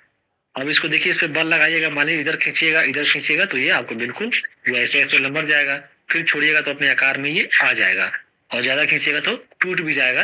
तो आपको रबर बैंड क्या है, इसका आकार जो है फिक्स है, मतलब आकार भी निश्चित है। बल भले बल लगाइएगा तो अलग हो जाएगा, लेकिन फिर अपने आप स्थिति में आ जाता है। तो यह एक आपका ठोस है। दूसरा देखिए विभिन्न आकार के बर्तनों में रखने पर चीनी और नमक उन्हीं बर्तनों के आकार ले लेते हैं, क्या ये ठोस है, बिल्कुल ठोस है। अब चीनी है और नमक है, इसका तो शेप ठीक है, आकार है आपका इसमें निश्चित है, उसका आयतन भी निश्चित है। ये नहीं कि हाँ आप 2 किलो नमक अगर डिब्बा में रखिएगा तो 1.5 kg हो जाएगा, और उसको थाली में रखिएगा तो 3 किलो हो जाएगा, वो उतना ही रहेगा। जिस शेप में है वो सही रहेगा। चीनी का मान लीजिए ऐसा शेप होता है घन टाइप का, तो घन ही रहेगा। ये नहीं कि आप दूसरा बर्तन में रखिएगा तो ये गोल हो जाएगा। तो ये क्या है आपका एक ठोस है। उसी प्रकार देखिए स्पंज, स्पंज मतलब जो है मुलायम चीज, जैसे हो गया गद्दा वगैरह टाइप का स्पंज है, उस टाइप का, तो ये भी आपका क्या है, ये भी आपका ठोस है। स्पंज में जो है बहुत छोटे छोटे छिद्र पाए जाते हैं, जिसमें वायु इसमें जो है समावेश होता है, इसके अंदर वायु होता है। जब हम इसे दबाते हैं तो वे वायु बाहर निकलती है, और इसका संपीड़न जो है संभव हो पाता है। जैसे मान लीजिए आप गलीचा वाला मान लीजिए गद्दा पे बैठते हैं, चाहे सोफा पे बैठते हैं, तो सोफा में क्या स्पंज है, देखिएगा जैसे उसे बैठिएगा वो दब जाएगा, दबिएगा फिर उठिएगा तो ये फिर आपका उठ जाता है, क्योंकि इसके बीच जो है अंदर जो है क्या होता है छोटा छोटा छिद्र होता है, और इसमें जो है नगण्य, अभी आप ऊपर पढ़े हैं कि ठोस में जो है नगण्य संपीड़ता पाया जाता है, यानी न के बराबर इसमें जो है खाली स्थान पाया जाता है, यानी स्पंज में भी जो है नगण्य संपीड़ता पाया जाता है। यहाँ पे ये चीज याद रखिएगा, इसीलिए जो है ये भी ठोस है। तो आपके एग्जाम में अगर पूछ ले उदाहरण स्पंज रबर बैंड, तो वहां पे आपको कंफ्यूजन अब नहीं होना चाहिए। ठोस के बारे में पढ़ लिए, अब चलिए हम पढ़ते हैं द्रव के बारे में। द्रव अवस्था की बात करें, द्रव में क्या हो गया, जल हो गया यानी पानी हो गया, खाना पकाने का तेल हो गया, दूध हो गया, जूस हो गया, शीतल पे यानी ठंडा पानी हो गया, या कोई आपका ठंडा कोको कोला, ये सब हो गया। ये क्या है आपको, ये सब द्रव है। तो द्रव में क्या होता है कि इसका जो आकार है वो अनिश्चित होता है, यानी यह परिवर्तनशील होता है, यानी यह आपका आकार बदल जाएगा। मान लीजिए आप जल लिए, जल जो है बोतल में रखे तो आपका बोतल का आकार हो गया, इसको बाल्टी में रखिए तो आपको बाल्टी का आकार का हो गया, अब थाली में रखिए तो थाली के आकार का हो जाएगा। उसी प्रकार तेल दूध को कीजिए वैसा ही होगा, यानी आकार जो है इसका अनिश्चित है, यानी ये परिवर्तनशील है, यानी बदल जाएगा। लेकिन आयतन जो है वह निश्चित है, यानी आपको मान लीजिए 1 लीटर का बोतल है तो इसमें 1 लीटर ही पानी समाएगा। मान लीजिए ये वाला बोतल वाला पानी अगर आप बाल्टी में आपको पलट दिए तो ये भी 1 लीटर ही रहेगा, थाली में उलट दीजिए तभी आपका 1 लीटर ही रहेगा, यानी इसका आयतन जो है निश्चित है। तो इसी को द्रव को हम लोग बोलते हैं कि द्रव का आयतन निश्चित लेकिन आकार जो है अनिश्चित है। अब यहाँ पे देखिए द्रव के बारे में जो है यहाँ पे लिखा गया है कि प्रेक्षण में हम पाते हैं कि द्रव का आकार नहीं लेकिन आयतन जो है निश्चित होता है, जिस बर्तन में रखा जाए वे उसी आकार का ले लेते हैं। द्रव में बहाव होता है, यही देखिए आपको ऊपर देखें एग्जाम्पल कि ठोस में कौन नहीं होता है, तो यही दिया था कि द्रव में बहाव जो है होता है, तो ये आपको द्रव में होता है, ठोस में नहीं होता है। और इनका आकार जो है बदल जाता है, यानी आकार अनिश्चित है, इसलिए जो है दृढ़ नहीं, ये आपके तरल होते हैं, यानी ये बह जाते हैं। तो ये द्रव क्या होता है, तरल होता है, बिल्कुल। अब देखिए इसमें अन्य चीज भी जो है इससे जुड़ा हुआ दिया गया था द्रव के बारे में। यहाँ पे देखिए, सभी जीवधारी अपने जीवन निर्वाह के लिए सांस लेते हैं, बिल्कुल लेते हैं। जलीय जंतु की बात करें तो जलीय जंतु कैसे सांस लेते हैं, तो जलीय जंतु जल में घुली हुई ऑक्सीजन के कारण सांस लेते हैं। इस तरह हम इस निष्कर्ष पर पहुंचते हैं कि द्रव में जो है ठोस, द्रव और गैस तीनों का जो है मिश्रण संभव है। यानी मान लीजिए द्रव अगर पानी है तो पानी में जो है आप इसमें ठोस भी घुल जाएगा, इसमें जो है द्रव भी घुल जाएगा, पानी का पानी भी घुल जाएगा। उसके बाद यहाँ पे जो है गैस भी घुल जाएगा। जैसे ठोस में क्या पानी में घुलाइएगा, चीनी और पानी मिला दीजिए, चीनी इसमें ठोस है तो चीनी मिला दिए तो हो जाएगा एक शरबत। द्रव का द्रव यानी पानी और दूध मिलाइए तो ये भी आपका मिल गया। गैस को देखिए, गैस में जो घुला हुआ ऑक्सीजन होता है ये क्या होता है, गैस होता है जो पानी में मिलता है, तो ये भी आपका मिल गया द्रव में। तो यानी जो द्रव है, द्रव में तीनों चीज, यानी द्रव में जो है पदार्थ का सभी जो भाग है, ठोस, द्रव, गैस, तीनों अवस्था जो है द्रव में घुल जाता है, यानी इसका विसरण संभव है। यहाँ पे ठोसों की अपेक्षा द्रव में विसरण की दर ज्यादा है, बिल्कुल ज्यादा है। देखिए पानी में ही तो हम लोग मिलाए हैं, तो पानी क्या है, पानी आपका द्रव है। मान लीजिए ठोस में मिलाते हैं कोई चीज, जैसे मान लीजिए पानी, सॉरी पानी नहीं, मान लीजिए चीनी और नमक मिलाइएगा, चीनी और नमक का मिश्रण कीजिए, चीनी और नमक का। अब इसको मिलाइए, यहाँ पे देखिए इसमें जल्दी नहीं मिलेगा, लेकिन यही आप चीनी और पानी मिलाइए जल्दी मिल जाएगा। क्यों मिल जाएगा, क्योंकि पानी में जो है विसरण अधिक तेजी से होता है। ऐसा इसलिए है क्योंकि द्रव अवस्था में पदार्थ के कण स्वतंत्र रूप से गति करते हैं, यानी जो पानी है इसके बीच में कण जो है तेजी से आराम से घूम रहा है, तो किसी चीज को रखेगा तो वो आसानी से मिला देता है। और इसमें देखिए ठोस की अपेक्षा द्रव के कणों में रिक्त स्थान भी ज्यादा होता है, पानी में रिक्त स्थान ज्यादा होता है, तो अपने रिक्त स्थानों में जाकर जो भी चीज है घुल मिल जाता है। तो ये चीज आपको इसमें दिया गया है। बाकी यहाँ पे देखिए अब हम लोग गैसीय अवस्था के बारे में पढ़ते हैं। गैस की बात करें, देखिए गैस में जो है आकार भी अनिश्चित है, यानी आकार भी बदल जाएगा और आयतन भी बदल जाएगा। जैसे मान लीजिए आप गैस जो है, गैस तो वायुमंडल में ऐसे ही घूम रहा है, आप अगर रूम में जाइएगा तो रूम में है, फिर बाहर निकलिएगा तो बाहर भी है, सभी जगह है। और इसका आकार थोड़े दिखाई देता है कि हाँ गैस ऐसे ऐसा है, या उसका आयतन थोड़े निश्चित है कि हाँ आप यहाँ पे 1 लीटर है, वहां पे 2 kg है, ऐसा कुछ नहीं है। तो ये दोनों आपका अनिश्चित है। हमने देखा कि ठोसों और द्रवों की तुलना में गैसों की संपीड़ितता यानी काफी ज्यादा है, यानी इसके बीच का खाली जगह जो है बहुत ज्यादा है। ठोस और गैसें तो बिल्कुल बहुत ज्यादा है, यानी इसमें खाली स्थान यहाँ पे आप देख ले भी रहे हैं, इसका कण देखिए, इसके कण में इतना खाली जगह है, द्रव में थोड़ा इतना है, तो गैस आपका ठोस में बिल्कुल कम है। तो यहाँ पे जो इसमें संपीड़ितता बहुत ज्यादा होती है। हमारे घरों में खाना बनाने में उपयोग की जाने वाली द्रवीकृत पेट्रोलियम गैस यानी एलपीजी, या अस्पताल में जो सिलेंडर आता है ऑक्सीजन वाला, वो इसमें जो है संपीड़ित गैस होती है। यानी आपको जो भी देखते हैं एलपीजी सिलेंडर या ऑक्सीजन वाला सिलेंडर, ये सब जो क्या है एक संपीड़ित गैस है। संपीड़ित मतलब क्या होता है, यानी द्रवित गैस होता है, इसको जो है हाईली कंप्रेस करके यानी दबा करके जो है इसको जो है आपको सिलेंडर वगैरह में रखा जाता है। आजकल वाहनों में भी जो है ईंधन के रूप में संपीड़ित प्राकृतिक गैस यानी सीएनजी का उपयोग होता है। संपीड़ितता काफी अधिक होने के कारण गैस के अत्यधिक आयतन को ये जो है कम आयतन वाले सिलेंडर में संपीड़ित किया जा सकता है एवं आसानी से एक जगह से दूसरी जगह इसको ले जा सकता है। जैसे मान लीजिए गैस है, तो गैस क्योंकि ये इसके कण जो है बहुत दूर दूर है, तो इसको हम लोग आसानी से जो है दबा सकते हैं, यानी इसको आसानी से हम लोग दबा कर इसको जो है हम लोग पास पास ला सकते हैं। और इसी तरह जो है इसको दबा कर ही, इसको कंप्रेस करके ही जो है हम लोग सिलेंडर में भरते हैं। जैसे एलपीजी सिलेंडर हो गया, सीएनजी हो गया, ये सब इसी का उदाहरण है। तो यहाँ पे ये चीजें आपको याद रखना हो। तो अब देखिए यहाँ पे जो है एक और जो 2 चीज छूट रहा था, इसको भी हम लोग चलिए पढ़ रहे थे, ये वाला प्लाज्मा और बोस आइंस्टीन कंडेंसेट, ये आपके बुक में नहीं पढ़ना था। तो ये पदार्थ की चौथी अवस्था है, इसका जो है आकार और आयतन दोनों अनिश्चित होता है। प्लाज्मा अवस्था जो है एक आयनिक अवस्था है, यानी इस पे जो है चार्ज पाता है, यानी इस पे आवेश होता है। इसका प्रयोग जो है नाभिकीय रिएक्टर में होता है। इसका तापमान देखिएगा तो आपको 20,000 डिग्री सेंटीग्रेड होगा यहाँ से।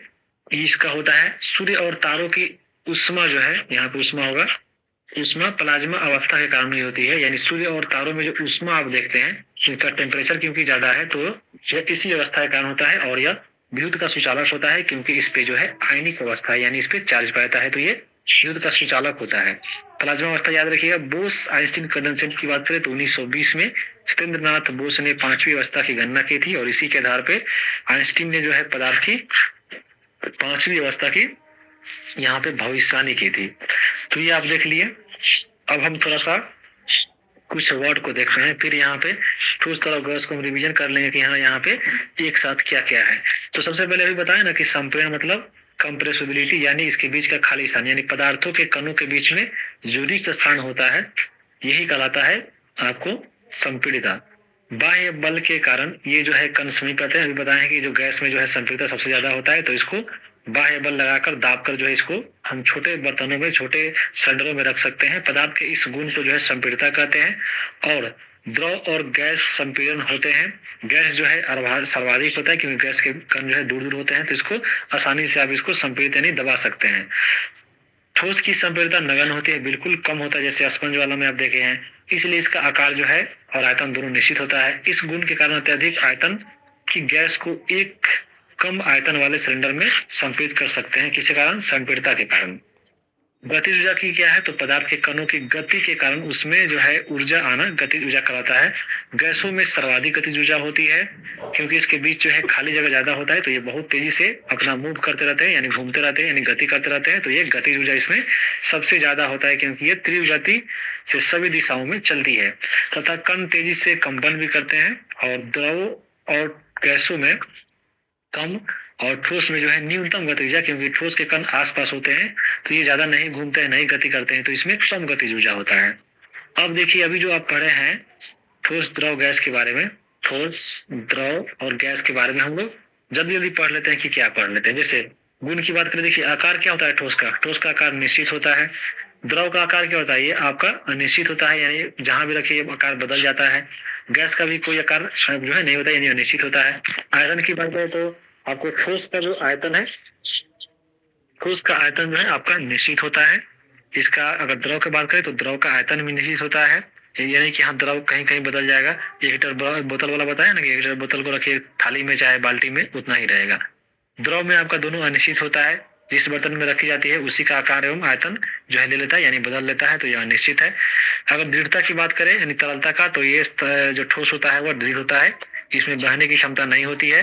द्रव में बात करें तो यह जो है दृढ़ नहीं होता है बल्कि यह तरल होता है, और यह जो है बह सकता है।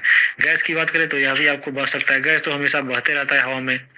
उसके बाद देखिए कणों के बीच आकर्षण बल, जिसको अंतराण्विक बल बोलते हैं, तो ठोस में जो है सबसे ज्यादा होता है, ठोस से कम होता है द्रव में, और सबसे कम होता है गैस में। तो यहाँ पे याद रखिएगा कणों की स्थिति, यानी उसके बीच में जो ठोस और द्रव के जो बीच कण होता है, तो ठोस का कण क्या होता है, बहुत पास पास होते हैं। कणों के बीच दूरी जो है ठोस से ज्यादा होती है गैस में, और सॉरी द्रव में। और अगर गैस की बात करें तो कणों के बीच बहुत दूरी पर जो है आपको कण दिखाई देते हैं, तो इसके बीच में रिक्त स्थान ज्यादा होता है। अब संपीड़िता यानी दबाने की बात, यानी खाली स्थान की बात करें तो आपका ठोस में जो है बहुत न के बराबर जो आपको संपीड़िता पाया जाता है, यानी खाली जगह पाया जाता है। यहाँ पे देखिए गैस में जो है सॉरी द्रव में जो है संपीड़िता पाया जाता है। जैसे आप देखते होंगे जो कोको कोला वगैरह पीते हैं, थम्स अप वगैरह, तो ये क्या है आपको हाईली कंप्रेस वाला ही रहता है, इसको दबा कर रखा जाता है। अत्यधिक संपीड़न सबसे ज्यादा किस में होता है, तो गैस में होता है। विसरण की बात करें यानी घुलने मुलने फैलने की, तो एक ठोस पदार्थ जो है दूसरे ठोस पदार्थ के साथ विसरित जो है नहीं होता है, यानी आपको ये नहीं के बराबर होता है। वहीं देखिएगा द्रव में तो ठोस तथा गैस दोनों विषम हो जाता है, द्रव में तो तीनों चीज मिल जाता है। गैसों का अन्य गैसों के साथ विसरण तीव्रता के साथ होता है। अब वायुमंडल में इतना सारा गैस है, सब तो मिला ही हुआ है, तो सबसे ज्यादा गैस में विसरण पाया जाता है, सबसे कम ठोस में। अब देखिए आपके बुक में जो थोड़ा पढ़ना था डेंसिटी के बारे में, जिसको घनत्व बोलते हैं। घनत्व क्या है, तो सीधा भाषा में समझिए, घनत्व मतलब जो होता है कोई चीज कितना पास पास है, कितना घन है, यानी वो बहुत आस पास है, नजदीक है, तो वही इसको हम बोलते हैं घनत्व। यानी किसी पदार्थ का घनत्व जो है प्रति इकाई आयतन के द्रव्यमान के बराबर होता है, यानी इसका फॉर्मूला होता है D बराबर m/v। अब यहाँ पे देखिए क्योंकि डेंसिटी की बात कर रही है, इसमें घन छुपा हुआ है। घन यानी कोई वस्तु कितना घन है, यानी पास है। तो यहाँ पे क्योंकि देखिए अभी आप पढ़े हैं इसके ठोस द्रव और गैस के कण, तो ठोस में सबसे ज्यादा क्या है इसमें आपका इसके कण जो है पास पास है, तो इसमें सबसे ज्यादा आपका घनत्व है, उसके बाद द्रव में है और सबसे कम जो है गैस में। ये आपको याद रखना है। खाली 20 रुपए वाला कोलगेट स्ट्रॉन्ग टीथ दांतन के खोइल कैल्शियम लौटा सकता है। यानी अभी आप जो देखे हैं ठोस द्रव गैस पदार्थ की जो अवस्था है, क्या ये अपना जो है अवस्था बदल सकता है? यानी ये जो ठोस है, क्या आपको ये गैस द्रव बन सकता है, या जो द्रव है वह गैस और बन सकता है? क्या गैस जो है आपका ठोस और द्रव बन सकता है? तो बिल्कुल बन सकता है। कैसे बन सकता है, चलिए इसको देखते हैं।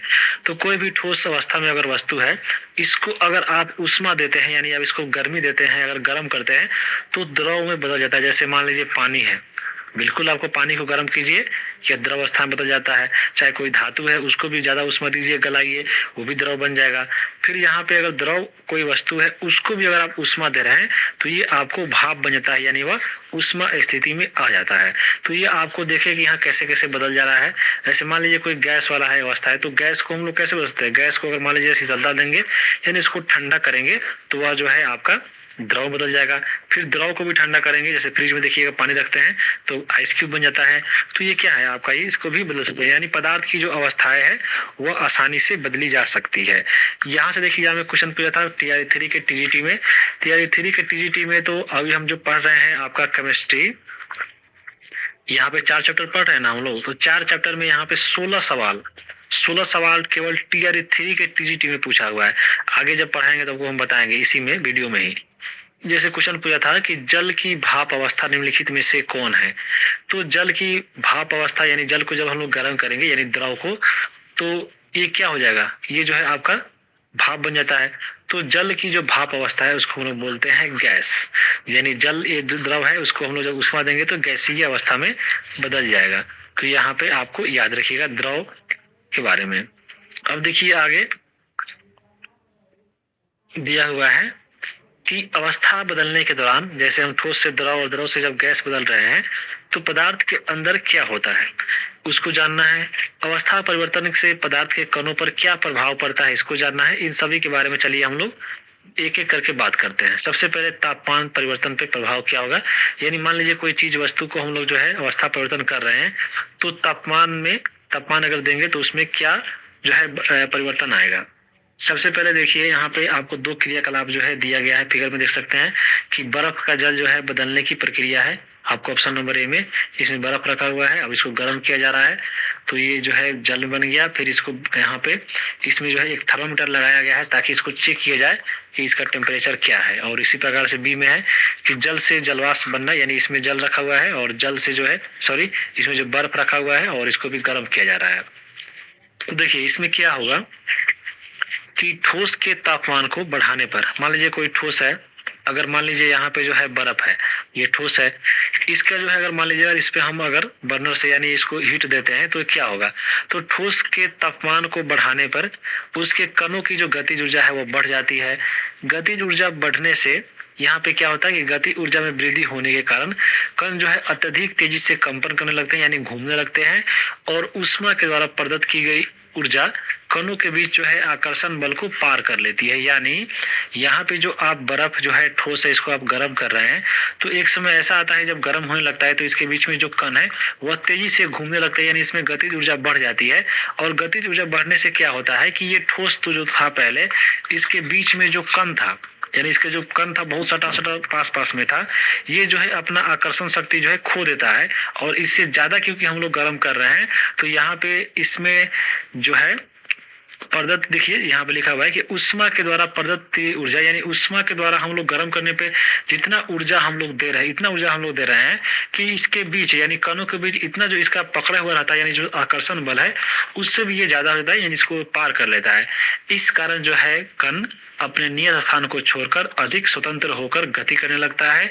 और एक अवस्था ऐसी आती है जब ठोस पिघलकर जो है द्रव में परिवर्तित होता है, और जिसे जो है गलनांक बोलते हैं। यानी न्यूनतम तापमान पर ठोस पिघलकर द्रव बन जाता है, और इसी को जो है गलनांक बोलते हैं, जिसको मेल्टिंग पॉइंट बोलते हैं। जैसे बर्फ था, तो बर्फ को जो है हम लोग यहाँ पे गर्म किए, इसके जो भी कण है जब हम लोग ज्यादा गर्म किए तो ये आपका इसमें बहुत तेजी से गति करने लगा, गति ऊर्जा बढ़ गया इसका। एक समय ऐसा आ गया कि अब ये जो है चारों तरफ पूरा जो है इसका स्वतंत्र हो गया है घूमते फिरते। अब ये जो है भाप में बदलना परिवर्तित होगा, तो वो भाप में बाद में बदलता है। लेकिन भाप बनने से पहले जब ये ठोस पिघल कर द्रव बनता है और वह जिस न्यूनतम तापमान पर बनता है उसी को हम लोग बोलते हैं गलनांक। अगर वह भाप बनकर बदल उड़ गया तो उसको हम लोग बोलते हैं क्या, आपको क्वथनांक। और या आपको पानी अगर गैस बन रहा है तो उसको हम लोग वाष्पीकरण बोलते हैं, जिसको हम लोग आगे कवर करेंगे। अब यहाँ पे देखिए जो पढ़ रहे थे ये चीज कि किसी ठोस का गलनांक उसके कणों के बीच के आकर्षण बल के समर्थ को दिखाता है। और यहीं से जो है टीआर 3 के टीजीटी में पूरा सवाल हूबहू पूछ दिया था कि किसी ठोस का गलनांक किसका संकेत है, यानी किसी ठोस का जो गलनांक है वो क्या दिखाता है, तो कणों के बीच में आकर्षण बल की ताकत दिखाता है। ऑप्शन नंबर ए सही है, पूरा हूबहू देखिए यहीं से क्वेश्चन वाला सही सवाल दे दिया है, पूरा हूबहू लाइन है कि मान लीजिए किसी ठोस का गलनांक है, जब उसको मान लीजिए कोई ठोस है उसको आप द्रव में बदलते हैं तो वो क्या दिखा रहा है गलनांक, यानी जो ठोस वस्तु था इसके बीच में जो कण है उसका जो है कितना तेजी से पकड़ा हुआ है, कितना इसका आपका जो कणों का शक्ति मजबूत है, वही दिखाता है। ऑप्शन नंबर ए इसमें जो है आंसर सही होगा, आपको यहाँ पे प्रूफ के साथ दिखा दिए। यहाँ पे गलनांक आप समझ लीजिए है ठोस पदार्थ द्रव बन जाता है उसको हम लोग बोलते हैं गलनांक, जिसको मेल्टिंग पॉइंट बोलते हैं। अब देखिए इसमें सभी वस्तु का अलग अलग होता है। मान लीजिए अगर बर्फ है तो बर्फ का गलनांक कितना है, तो मतलब बर्फ का गलनांक मतलब क्या हुआ, यानी वह न्यूनतम ताप जिस पर जो है बर्फ जो है पिघलकर द्रव बन गया। तो यहाँ पे बर्फ के लिए वह न्यूनतम तापमान क्या है, तो वह है 273.15 केल्विन। यहाँ पे पूरा एग्जैक्ट आपको डाटा याद रखना है कि 273.15 केल्विन होता है बर्फ का गलनांक। और गलने की प्रक्रिया यानी ठोस से द्रव अवस्था में परिवर्तन को जो है हम लोग संलग्न बोलते हैं, यानी संगलन बोलते हैं। यानी यहाँ पे जो ठोस है, ठोस से द्रव अवस्था में परिवर्तन जो होता है, यानी परिवर्तन जो होता है प्रक्रिया, यहाँ पे प्रक्रिया है, जो प्रक्रिया है उसको हम लोग संगलन भी कहते हैं। यानी किसी ठोस के गलने की प्रक्रिया में तापमान जो है समान रहता है। ऐसे में उसमें ये ऊर्जा कहाँ रहता है, जैसे यहाँ पे अभी आप जो है यहाँ पे हम लोग अवस्था को बदल रहे थे फिगर के माध्यम से, यानी जो है जल को जो है हम लोग मान लीजिए वाष्प में बदल रहे थे और जो बर्फ को मान लीजिए गर्म करके हम लोग जो है द्रव में बदल रहे थे। तो यहाँ पे इसके बीच में जो भी हम लोग यहाँ पे उष्मा दिए है, तापमान दिए है, वो कहाँ गया, यानी अगर मान लीजिए अगर थर्मामीटर के मापते हैं तो थर्मामीटर से नापिएगा तो इसमें जो भी पहले तापमान था वह उतना ही रहेगा। मान लीजिए 100 डिग्री या 90 डिग्री या 10 डिग्री है तो पहले भी उतना ही रहेगा, और आपको जब अवस्था परिवर्तन हो जाएगा तो ये उतना ही रहेगा। यानी इस क्या कह रहा है, तो तापमान अगर यहाँ पे अगर देखा जाए तो यहाँ पे जब हम लोग अवस्था परिवर्तन कर रहे हैं, यानी यहाँ पे जो बर्फ को हम लोग जो मान लीजिए पानी बना रहे हैं, तो बर्फ को पानी बनाने में इसके बीच में जो भी इसमें जो है उष्मा जो है खर्च होता है, यानी इसमें जो बदलने की प्रक्रिया के दौरान जो भी इसमें हम लोग ऊर्जा देते हैं उसी में वो खर्च होता है। यानी बर्फ से जब पानी बदलते रहता है तो इसी में यह खर्चा हो जाता है, इसलिए जो है इसका जो है इसका टेम्परेचर आपको वही रहता है जो पहले रहता है। तो वही यहाँ पे लिखा गया है कि किसी ठोस के गलने की प्रक्रिया में तापमान जो है समान रहता है। और यहाँ पे जो है यही क्वेश्चन हूबहू पूछ लिया गया है। एक तो क्वेश्चन पूछा गया कि बर्फ का गलनांक क्या है, ये भी टीआरई 3 के टीजीटी का सवाल है। अब देखिए यहाँ पे लाइन बाय लाइन पूछा हुआ है। यहाँ पे देखिए ये 76 नंबर है, ये 77 नंबर है, उसके बाद देखिए 78 नंबर भी इसी का सवाल है पूरा टीजीटी में। यहाँ पे बीपीएससी का एक पैटर्न यहाँ पे देखिए, पढ़ा रहे हैं तो हम यहाँ पे आपको ऐसा क्यों कर रहे हैं, ताकि आपको एक बीपीएससी का क्वेश्चन पूछने का पैटर्न भी पता चले। जैसे देखिए यहीं पे जो है अभी आप इसी चैप्टर से लगातार क्वेश्चन देख रहे हैं कि 76 नंबर है, 77 नंबर है, 78 नंबर है, फिर आगे भी मिलेगा लगातार। तो यहाँ पे देख रहे हैं एक ही चैप्टर से एक ही पेज से देखिए 3-4 क्वेश्चन है। तो यहाँ पे इसका मतलब यही हुआ कि एनसीईआरटी अगर आप पढ़ रहे हैं तो पूरा लाइन बाय लाइन अच्छे से पढ़ना पड़ेगा, क्या पता किस लाइन से क्वेश्चन रहे। अब यहाँ पे आपको देख रहे हैं पूरा हम इसलिए हम पूरा इसको लिख कर जो है टाइप करके नहीं लाए हैं, पूरा का पूरा मतलब जो फैक्ट है, बाकी जो भाषा कहानी है उसको हटा दिए हैं, और जितना फैक्ट है उसको हम लोग यहाँ पे हूबहू लाए हैं, ताकि आपको भी थोड़ा विश्वास हो कि हाँ एनसीईआरटी से ऐसे ही पूछता है, ऐसा ही लाना ही पड़ेगा कि किसी ठोस के गलने की प्रक्रिया में तापमान वही रहता है, समान रहता है। और यहाँ पे देखिए क्वेश्चन कि कोई ठोस पिघलता है यानी अवस्था परिवर्तन होता है तो उसका तापमान क्या होता है बताइए, बढ़ जाता है, घट जाता है, वही रहता है? तो वही रहता है। अभी आप ऊपर देखे हैं कि यहाँ पे हम भी अभी कोई भी ठोस पदार्थ या अवस्था जो परिवर्तन होता है उसमें तापमान वही रहता है, बदलता नहीं है। तो वह जाता कहाँ है? तो हम अभी बताए हैं कि वह जो है आपको गलने की प्रक्रिया जब होती है, कोई वस्तु यानी गलता है, यानी गलने के प्रयोग में प्रक्रिया के दौरान आपने ध्यान दिया होगा कि गलनांक पर पहुंचने के बाद जब तक संपूर्ण बर्फ पिघल नहीं जाता तापमान जो है नहीं बदलता है, यानी तापमान वही रहता है।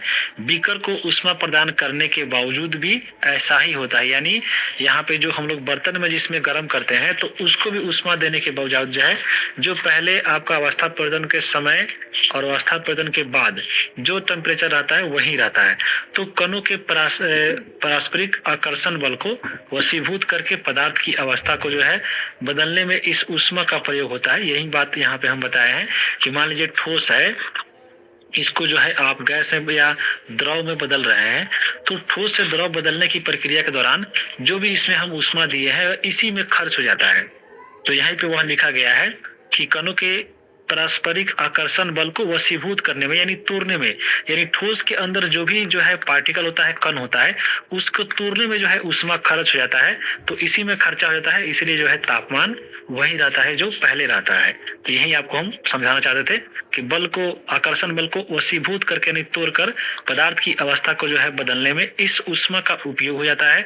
चूंकि तापमान में बिना किसी तरह के वृद्धि दर्शाए इस ऊष्मीय ऊर्जा को जो है बर्फ अवशोषित कर लेती है। यह माना जाता है कि यह बीकर में ली गई सामग्री में छुपी रहती है, यानी जो भी बीकर में हम सामग्री लेते हैं, अगर ठोस लेते हैं, बर्फ लेते हैं, तो उसी में वो छुपा होता है, क्योंकि इसी में यह खर्च हो गया। मान लीजिए इसका आकर्षण बल को तोड़ने में यह खर्च हो गया, यानी इसी में यह छिप गया, यानी इसी में समा गया, तो इसी को हम लोग बोलते हैं गुप्त ऊष्मा, यानी इसी में यह गुप्त हो गया, यानी इसी में समा गया, इसी में यह छिप गया।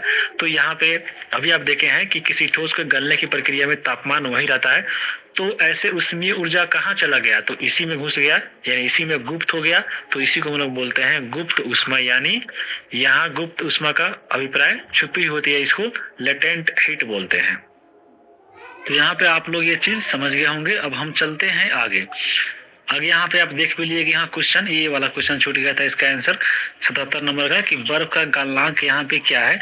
तो अभी आप देखे हैं 273.15 केल्विन, लेकिन यहाँ पे जो आपका 0 डिग्री सेंटीग्रेड होता है वह भी आपको 273.15 केल्विन के बराबर होता है। तो यहाँ पे ऑप्शन नंबर अब दोनों है, देखिए आपको 0 डिग्री सेंटीग्रेड है और ऑप्शन नंबर बी में 273.15 केल्विन भी है, यानी इसका ऑप्शन नंबर ए और बी दोनों सही होगा। जो आपके ऑप्शन नंबर डी में लिखा है 1 से अधिक, यानी ये वाला दोनों सही है। तो ऑप्शन नंबर इसका डी आंसर होगा, और ये भी TRE 3 के TGT में पूछा गया है। तो यहाँ पे आप ये समझ गए होंगे। अब हम चलते हैं आगे। यहाँ पे हम लोग देखिए क्या पढ़ने वाले हैं। अभी आप देखे हैं गुप्त ऊष्मा।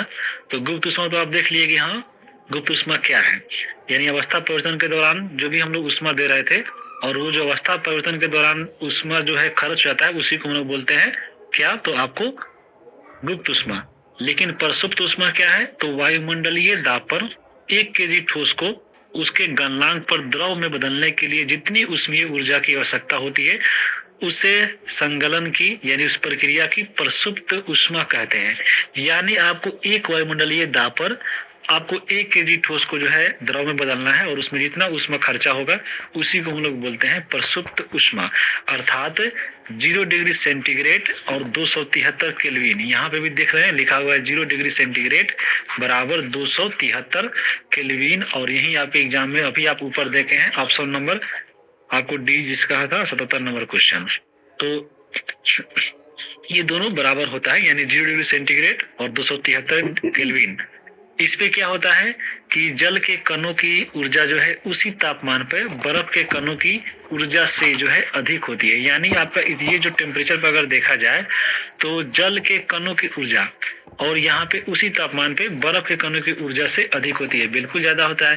क्योंकि यहाँ पे देखिए टेम्परेचर तो सेम है, लेकिन एक तरफ आपका क्या है करने में, क्योंकि ये आपका इसके बर्फ का कण ठोस है तो इसके आसपास सटा हुआ है। अब इसमें हम मान लीजिए एक वायुमंडलीय दाब पर इसको जब हम बदलेंगे जल में यानी द्रव में, तो इसमें क्या होगा, आपके ऊर्जा इसमें ज्यादा लगेगा। तो ये चीज आपको लिखा हुआ है, यानी प्रसुप्त ऊष्मा इसमें बर्फ में ज्यादा लगेगा। अब हम आगे देखेंगे, अगला देखिए पॉइंट यहाँ पे क्या लिखा हुआ है कि जब हम जल में उष्मीय ऊर्जा देते हैं, यानी हम समझ लीजिए कि जल को जब हम लोग गर्म करते हैं तो कण जो है अधिक तेजी से गति करते हैं। एक निश्चित तापमान पर पहुंचकर कणों में इतनी ऊर्जा आ जाती है कि वे परस्पर आकर्षण बल को तोड़कर स्वतंत्र हो जाते हैं और इस तापमान पे द्रव जो है गैस में बदलना शुरू हो जाता है और वायुमंडलीय दाब पर वह तापमान जिस पर द्रव जो है उबलने लगता है उसको हम लोग बोलते हैं क्वथनांक। यानी मान लीजिए अगर पानी है, इसको अगर हम गर्म कर रहे हैं तो इसके पानी के यहाँ पे मान लीजिए पानी है, जब इसको हम गर्म कर रहे हैं तो जब भी से हम गर्म करेंगे एक अवस्था ऐसा आएगा कि इसका जो पानी का आकर्षण बल है यानी जो अंतराण्विक बल है वह जो है धीरे धीरे कमजोर होने लगेगा और एक समय ऐसा आएगा जो इसका आकर्षण बल को जो है तोड़ देगा और इसका जो पानी का जो कण है वो स्वतंत्र हो जाएगा, वो चारों तरफ घूमने लगेगा और इस तापमान पे द्रव जो है क्या होता है, गैस में बदलना शुरू हो जाता है। यानी वहां पे तब वह तापमान जिस पर ये जो है कण स्वतंत्र हो गया तो उसमें क्या होगा, ये जो है आपका जो भी पदार्थ के कण है वह जो है वाष्प में बदलने लगेगा और वह गैस बदलना शुरू हो जाएगा। और वायुमंडलीय दाब पर वह तापमान जिस पर द्रव जो है उबलने लगता है, यानी यहाँ पे देखिए वाष्प ये जो भाप बन रहा है वो आपको पहले ही हो रहा है, यानी पानी गर्म हो रहा है। ये ऐसा नहीं है कि यहाँ पानी खौलने लगेगा तभी आपको जो है गैस में ये बदलने लगेगा। पानी जो है खौलने से पहले ही जो है आपको Only 1% students know this maths tricks. Enroll our course to get 50 plus maths tricks. You can see. नाक बोलते हैं, यानी बॉइलिंग पॉइंट बोलते हैं। यानी मान लीजिए पानी अगर आप गर्म कर रहे हैं, यहाँ पे दोनों में अंतर समझ लीजिए, क्वथनांक और गलनांक में। मान लीजिए अगर आप पानी गर्म कर रहे हैं तो शुरू 0 डिग्री था, आपको पानी गर्म किए, मान लीजिए यहाँ पहुंच गए। अब यहाँ पे जितना हो लेकिन 100 से कम है, तो यहाँ पे पहुंचने के बाद जो पानी है ये आपको गर्म हो गया तो इसके स्वतंत्र जो है, इसके जो पानी के कण है वो स्वतंत्र हो गए। अब ये जो है वाष्प जो है यहाँ पे बनने लगा। तो जब ये वाष्प बन रहा है तो ये आपको पहले ही बन रहा है, यानी 100 डिग्री से टेम्परेचर से पहले ही बन रहा है। लेकिन जो क्वथनांक होता है वो 100 डिग्री बोला है, अगर 100 डिग्री टेम्परेचर पहुंच गया तो पानी जो है यहाँ पे खौलने लगता है। तो खौलने पे तो वाष्पीकरण तेजी हो जाता है, वाष्पीकरण जो है 100 डिग्री से पहले ही होता है। यानी पानी का टेम्परेचर अगर 100 डिग्री से पहले है तो आप समझ लीजिए कि वह आपका क्या है, वो आपको गलनांक है और आपको वाष्पीकरण भी पहले ही होने लगता है। लेकिन वह तापमान जिस पर पानी खौलने लगता है यानी 100 डिग्री पर खौलेगा तो वह उसका क्वथनांक होता है। यानी वह तापमान जिस पर कोई द्रव उबलने लगता है तो उसको हम बोलते हैं क्वथनांक, और वह तापमान जिस पर कोई ठोस पिघलने लगता है, यानी आपको ठोस अगर हम बात करें जैसे इसमें अगर बर्फ रहता, जब उसको आप उष्मा देते तो वह आपको गलना जब शुरू होता, जब पिघल जाता तो उसको हम लोग बोलते क्या, तो आपको उसको गलनांक बोलते। लेकिन खौलने लगेगा तो उसको हम लोग बोलेंगे क्वथनांक। और 100 डिग्री से पहले अगर मान लीजिए पानी गर्म हो रहा है, वाष्प में बदल रहा है, तो उस अवस्था को हम लोग बोलते हैं वाष्पीकरण। तो ये आपको सभी में अंतर थोड़ा थोड़ा है, आप इसको डिफरेंस को याद रखिएगा। पानी खौलने लगा तो 100 डिग्री पे खोलेगा तो वह हो गया क्वथनांक, और क्वथनांक से पहले वाला यानी आपको इससे पहले हो सकता है 90 हो, इधर 80 हो, इसके बीच में या आपको 70 हो।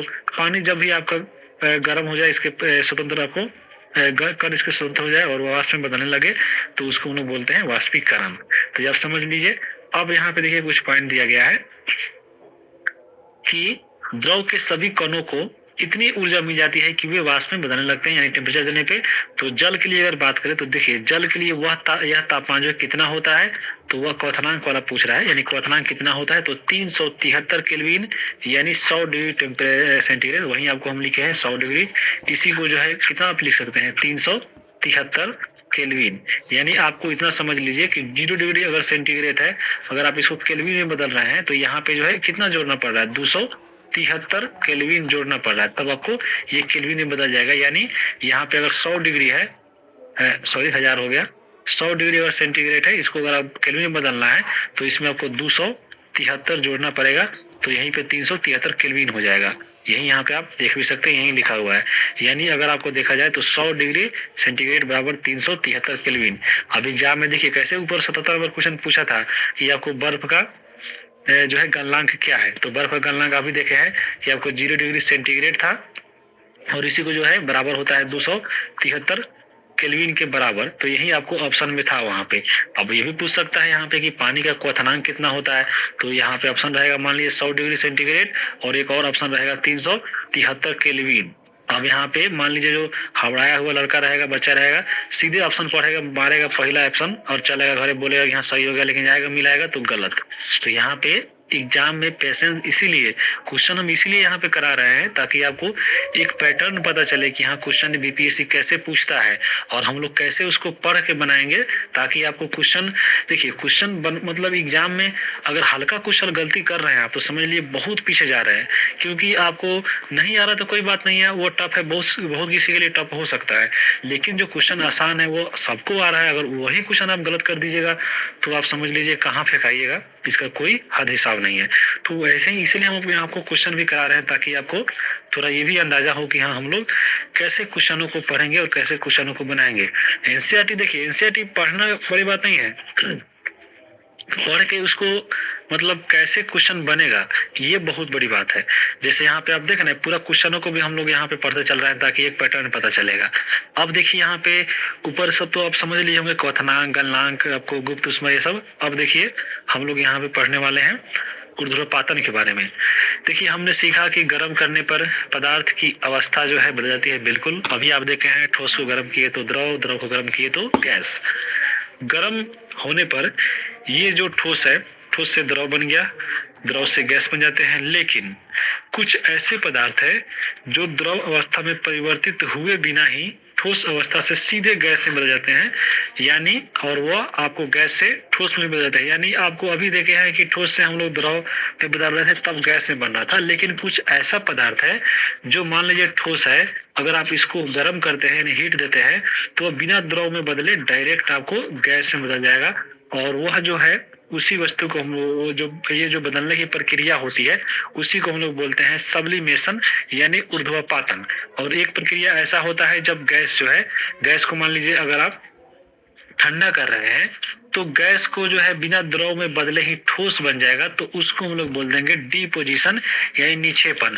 यानी यहाँ पे आप समझ लीजिए कि द्रव अवस्था में परिवर्तित हुए बिना ठोस अवस्था से सीधे गैस में बदलने की प्रक्रिया को ऊर्ध्वपातन कहते हैं और गैस से सीधे ठोस बनने की प्रक्रिया को निक्षेपण कहते हैं। तो इसी को इंग्लिश में यहाँ पे देख लीजिए, ऊर्ध्वपातन मतलब सब्लिमेशन और निक्षेपण मतलब डिपोजिशन। यानी ऊर्ध्वपातन जो है, निक्षेपण, ये एक दूसरे के अपोजिट है। तो याद रखिएगा, ठोस अगर मान लीजिए बिना द्रव हुए गैस बनता है तो आपको ऊर्ध्वपातन यानी सब्लिमेशन, और जो गैस डायरेक्ट गैस से अगर कोई वस्तु ठोस से बदल रहा है तो उसको यहाँ पे हम लोग बोलते हैं निक्षेपण यानी डिपोजिशन। अब यहाँ पे इसका उदाहरण भी हम लोग देखेंगे। और ये देखिए टीआरई 3 के 6 to 8 वाले पेपर में जो है क्वेश्चन यहाँ पे पूछा हुआ है। यहाँ पे आप देख सकते हैं कि किसी पदार्थ को सीधे ठोस से गैस में बदलने की प्रक्रिया को क्या बोलते हैं, तो ऊर्ध्वपातन ऑप्शन नंबर बी हो सकता है। आगे आने वाले एग्जाम में पूछ ले कि किसी पदार्थ को अगर गैस से अगर हम ठोस में बदल रहे हैं तो वो प्रक्रिया क्या कहलाती है, तो निक्षेपण यानी डिपोजिशन। अब ये इसका उदाहरण कुछ देख लीजिए। जैसे कपूर है, कपूर को अगर मान लीजिए गर्म करते हैं तो ये आपको द्रव में नहीं सीधा डायरेक्ट जो है गैस में बदल जाएगा। और मान लीजिए जो कपूर गैस में बदला हुआ है, अगर आप इसको अगर बदलते हैं तो ये मतलब इसको ठंडा करते हैं तो ये डायरेक्ट जो है आपको गैस से ठोस में बदल जाएगा। यानी ये जो आपका एग्जाम्पल है ये दोनों के लिए है, आपको सब्लिमेशन के लिए और साथ में निक्षेपण के लिए भी। तो कपूर हो गया, आयोडीन हो गया, नैप्थलीन हो गया, अमोनियम क्लोराइड हो गया, और साथ में आपको सूखा बर्फ भी आता है, उसको भी हम लोग आगे पढ़ेंगे। तो यही चीज आपको फिगर के माध्यम से भी समझाया गया, यहाँ पे आप देख सकते हैं, इंग्लिश हिंदी दोनों में है। तो मान लीजिए कोई वस्तु ठोस है, यहाँ पे इसको जो है फ्यूजन करके यानी संग्रहण करके द्रव बदल सकते हैं। द्रव को जब आप गर्म कीजिएगा तो यहाँ पे देखिए वाष्पीकरण बदल जाएगा। और मान लीजिए गैस जो है, गैस वस्तु को अगर मान लीजिए अगर निक्षेपित करते हैं यानी गैस से ठोस में बदलते हैं तो उस प्रक्रिया को निक्षेपण कहेंगे। और यहाँ पे ठोस से अगर कोई वस्तु गैस में बदल रहा है तो उसको ऊर्ध्वपातन कहेंगे। यही आपको चीज यहाँ पे जो है लिखा गया है, आप इसको पढ़ सकते हैं। अब हम यहाँ पे अभी तो आप देखे हैं टेम्परेचर को लेकर कि हाँ यहाँ पे क्या क्या बदलाव हो गया, कौन कौन प्रभाव हो रहा है। अब हम यहाँ पे दाब परिवर्तन के प्रभाव पड़ने वाले हैं। चलिए कि ठोस तरल गैस में अगर दाब हम लोग यहाँ पे इधर उधर करेंगे तो क्या बदलाव होगा। तो पहला यहाँ पे लाइन दिया गया है कि दाब के बढ़ने और तापमान के घटने से गैस जो है वह द्रव में बदल जाता है। तो यहाँ पे देखिए आप तक सुने होंगे कि कोई गैस है, जैसे मान लीजिए जल है, तो अगर वह वाष्प बन गया यानी गैस बन गया, तो वहां पे अगर हम वाष्प को ठंडा करेंगे यानी तापमान घटाएंगे तो वह द्रव में बदल जाएगा। लेकिन एक और चीज यहाँ पे आप नया पढ़ रहे हैं कि हाँ, दाब के बढ़ने पे भी जो है आपका जो है गैस द्रव में बदल जाता है। और ये बहुत ही इंपॉर्टेंट लाइन है, हो सकता है एग्जाम में पूछते कि हाँ, गैस से जो है द्रव बदलने किस किस कारण बदलता है। तो यहाँ पे ऑप्शन रहेगा तापमान के घटने से, और आपको दूसरा ऑप्शन रहेगा दाब के बढ़ने पे। तो आपको ऑप्शन नंबर वहां पे डी लगाना है। अब यहाँ पे देखिए एक उदाहरण दिया गया है, जैसे आप सुने होंगे ठोस कार्बन डाइऑक्साइड। तो ठोस कार्बन डाइऑक्साइड को यहाँ पे इसी दाब को बढ़ाने के ही, यानी दाब बढ़ा कर ही जो है इसको अपना जो आपका जैसे आता है बोतल आप पीते होंगे स्प्राइट वगैरह, चाहे थम्स अप या कुछ भी, जैसे कोको कोला, तो ये जो आप पीते हैं स्प्राइट, ये आपको यही कार्बन डाइऑक्साइड को, गैस को ही जो है ये लोग पूरा हाईली कंप्रेस करके, यानी उच्च दाब पर जो है इसको संग्रहित करके ये जो है बनाया जाता है ठंडा। तो ये जो आप पीते हैं, तो ये जो है अगर पी रहे हैं आप ठोस कार्बन डाइऑक्साइड, तो इसके बारे में देखिए लाइन लिखा गया है कि जब वायुमंडलीय दाब का माप 1 एटमॉस्फेयर हो तो ठोस कार्बन डाइऑक्साइड जो है द्रव अवस्था में आए बिना सीधे गैस में परिवर्तन हो जाता है। यानी एक उदाहरण ये भी हो सकता है कि ये ठोस कार्बन डाइऑक्साइड जो है सब्लिमेशन का उदाहरण है। अभी आप पढ़े हैं सब्लिमेशन के बारे में कि हाँ, यानी ऊर्ध्वपातन के बारे में। ये जो है आपका सीधा कोई वस्तु जो है अगर ठोस अगर है, अगर वो बिना द्रव में बदले ही अगर सीधा गैस में बदल जाता है तो उसको ऊर्ध्वपातन यानी सब्लिमेशन बोलते हैं। तो यहाँ पे ठोस कार्बन डाइऑक्साइड भी जो है इसका उदाहरण है।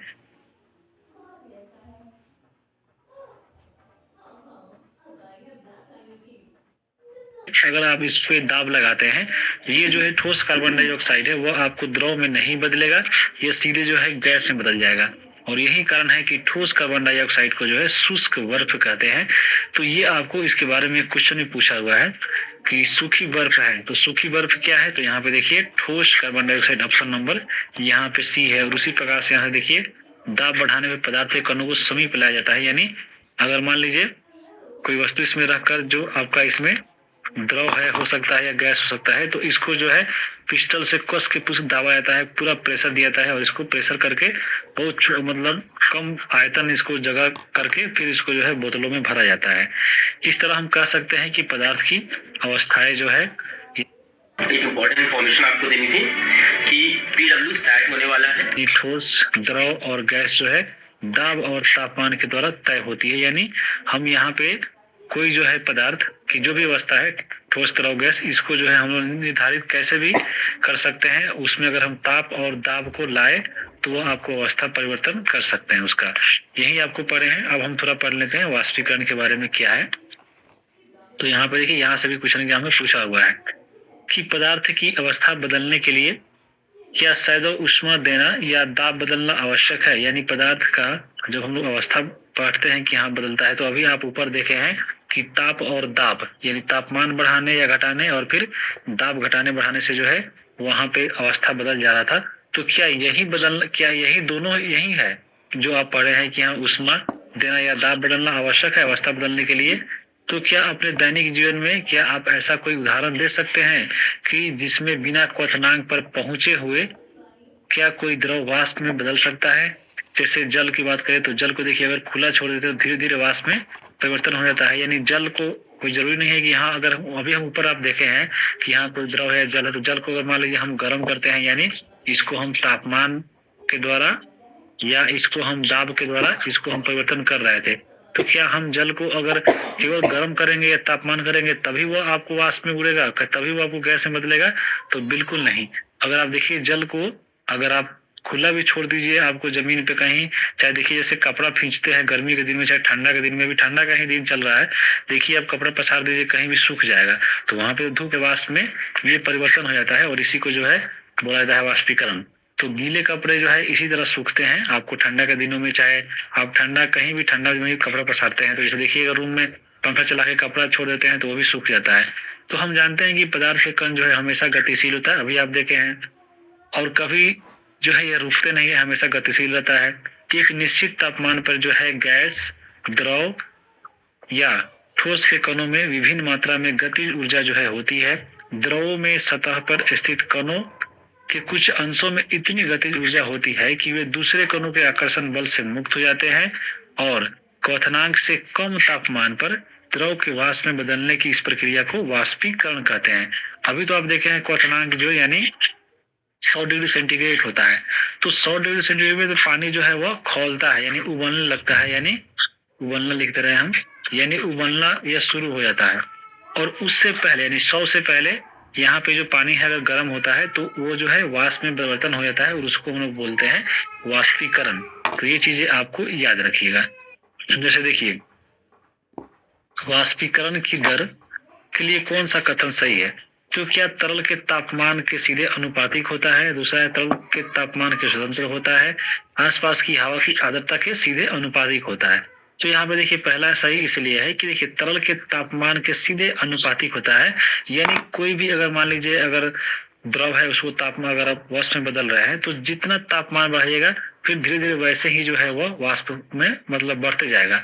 तापमान बढ़ाइएगा वाष्पीकरण भी जो है बढ़ेगा। दूसरा देखिए तरल के तापमान में स्वतंत्र है, ऐसा नहीं कि देखिए तरल के तापमान में स्वतंत्र नहीं है। अब ऐसा थोड़ा है कि तरल का तापमान अगर हम कम कर देंगे तो वाष्पीकरण का दर बढ़ जाएगा, बिल्कुल नहीं होगा। स्वतंत्र नहीं है कि हाँ अपने मन से कुछ भी हो जाएगा। तापमान बढ़ाएंगे तभी यहाँ पे वाष्पीकरण भी बढ़ेगा और तापमान घटाएंगे तभी यह घटेगा। तो ऑप्शन नंबर बी यहाँ पे गलत है।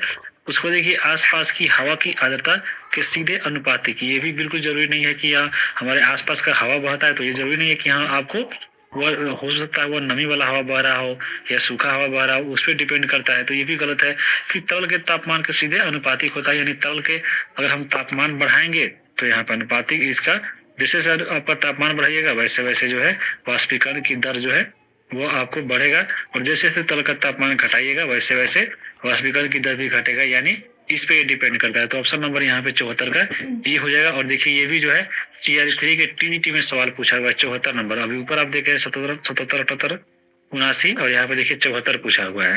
अब हम आगे देखिए यहाँ पे ये चीजें एक पॉइंट यहाँ पे याद रख सकते हैं कि एटमॉस्फेयर जो है एटमॉस्फेयर प्रेशर जो होता है गैसीय दाब के मापक का मात्रक होता है और दाब का ऐसे ही मात्रक पास्कल होता है। 1 ATM यानी 1 एटमॉस्फेयर कितना होता है? तो ये पॉइंट आपको याद रखना है 1.01 गुने 10 का पावर 5 पास्कल। यहाँ पे ये चीजें आपको याद रखना है। अब हम आगे चलते हैं। अब देखिए यहाँ पे वाष्पीकरण को कौन कौन सा कारक जो है प्रभावित करता है, इसको चलिए हम देखते हैं। तो आपने ध्यान दिया होगा कि वाष्पीकरण की दर निम्नलिखित के साथ बढ़ती है, यानी यह बढ़ने के साथ दिया है। तो वाष्पीकरण की दर कब बढ़ता है? तो पहला है कि सतह क्षेत्र बढ़ने पे। बिल्कुल देखिए मान लीजिए अगर आप कोई भी पानी है, जैसे पहले गिलास में रखे हैं तो गिलास में कोई पानी है तो इसको छोड़ दीजिए और कोई थाली में पानी रख के छोड़ दीजिए। अब यहाँ पे देखिए अगर दोनों को धूप में रखिए, पहले जो है पानी किसका जल्दी खत्म होगा? आपको जो है थाली वाला खत्म होगा, क्योंकि ये सतह क्षेत्र बढ़ गया है। तो जैसे जैसे इस पे तापमान या गर्मी पड़ेगा तो वो ज्यादा उड़ेगा, चाहे हवा के संपर्क में आएगा तो भी ये जल्दी जो है वाष्पीकृत होगा। तो यहाँ पे सतह के क्षेत्र पे डिपेंड करता है, जितना बड़ा सतह उतना ही जो है वाष्पीकरण तेज होगा। तो यहाँ पे अब हम जानते हैं कि वाष्पीकरण एक जो है सतही प्रक्रिया है और सतही क्षेत्र बढ़ने पे वाष्पीकरण की दर बढ़ेगी। जैसे कपड़े सुखाने के लिए हम उन्हें देखे फैला देते हैं, जैसे देखिए कपड़ा है आप धो कर लाइए, अगर वैसे ही सही से रख दीजिएगा तो वो जल्दी नहीं सूखेगा, वैसे कपड़ा फैला कर रखिएगा तो सतह बढ़ गया तो वाष्पीकरण की तेज जो है दर भी हो जाती है। तो ये आपका याद रखिएगा, सतह क्षेत्र बढ़ने पे वाष्पीकरण की दर बढ़ेगा। उसके बाद देखिए अगला है कि तापमान में वृद्धि, यानी तापमान बढ़ने पर जो है अधिक कणों को पर्याप्त गतिज ऊर्जा मिल जाती है जिससे वे वाष्पीकृत हो रही है। जितना तापमान बढ़ाइएगा उतना जो है आपको क्या होगा, वाष्पीकरण की दर तेज होगा, क्योंकि इसके जो अंदर पानी के कण का जो गतिज ऊर्जा है वो भी तेज जाएगा। अब अगला देखिए इसमें है आर्द्रता में कमी। आर्द्रता क्या होता है सबसे पहले ये समझिए। तो आर्द्रता क्या होता है? तो देखिए आर्द्रता मतलब होता है वायु में विद्यमान जलवाष्प, यानी हमारे वायुमंडल में अगर बात करें तो आपको वायु है और इसमें क्या होता है कि पृथ्वी पर से जो भी आपको जल जब गर्म होता है वाष्प होता है तो वायु में जाता है, तो उसी को बोलते हैं हम लोग जलवाष्प और इसी को जो है बोला जाता है क्या, तो आर्द्रता। यानी वायु में जो है जल का वाष्प जो है यानी जलवाष्प, उसी को बोलते हैं आर्द्रता। तो अब देखिए यहाँ पे वायु में अगर देखा जाए तो अगर आर्द्रता की कमी होगी यानी जलवाष्प की अगर कमी होगी, वायु मान लीजिए हमारे चारों तरफ वायु है, अगर उसमें अगर आर्द्रता की कमी हो रही है यानी जलवाष्प की कमी हो रही है तो यहाँ पे वाष्पीकरण का दर जरूर यहाँ पे बढ़ जाता है। क्योंकि अगर पहले से मान लीजिए यहाँ पे जो भी पहले से जो है जल, इसमें पहले से जल का वाष्प है, अगर उसमें कमी आ गया, मान लीजिए ये चीज यहाँ से हट गया तो पृथ्वी पर से फिर इसमें आएगा। तो इसलिए आर्द्रता में अगर कमी होता है तो वाष्पीकरण का दर जो है यहाँ पे बढ़ जाता है।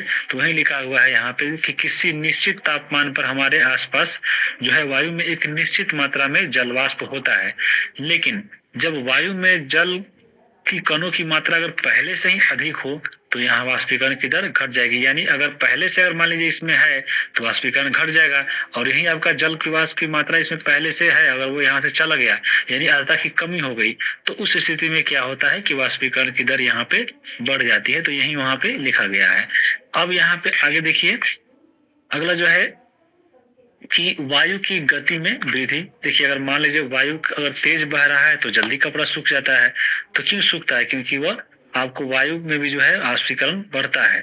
तो यहाँ पे वही लिखा है कि हम जानते हैं कि तेज वायु में कपड़े जल्दी सूख जाते हैं। वायु के तेज होने से जो है जल वाष्प के कण वायु के साथ उड़ जाते हैं, जिससे आसपास के जल वाष्प की मात्रा जो है घट जाती है। तो यहाँ पे इसलिए जो है वायु तेज अगर बह रहा है तो वो भी जो है आपको वाष्पीकरण की दर बढ़ा देता है। इसीलिए पंखा में लोग कपड़ा रखता है कि यहाँ जल्दी सूख जाएगा।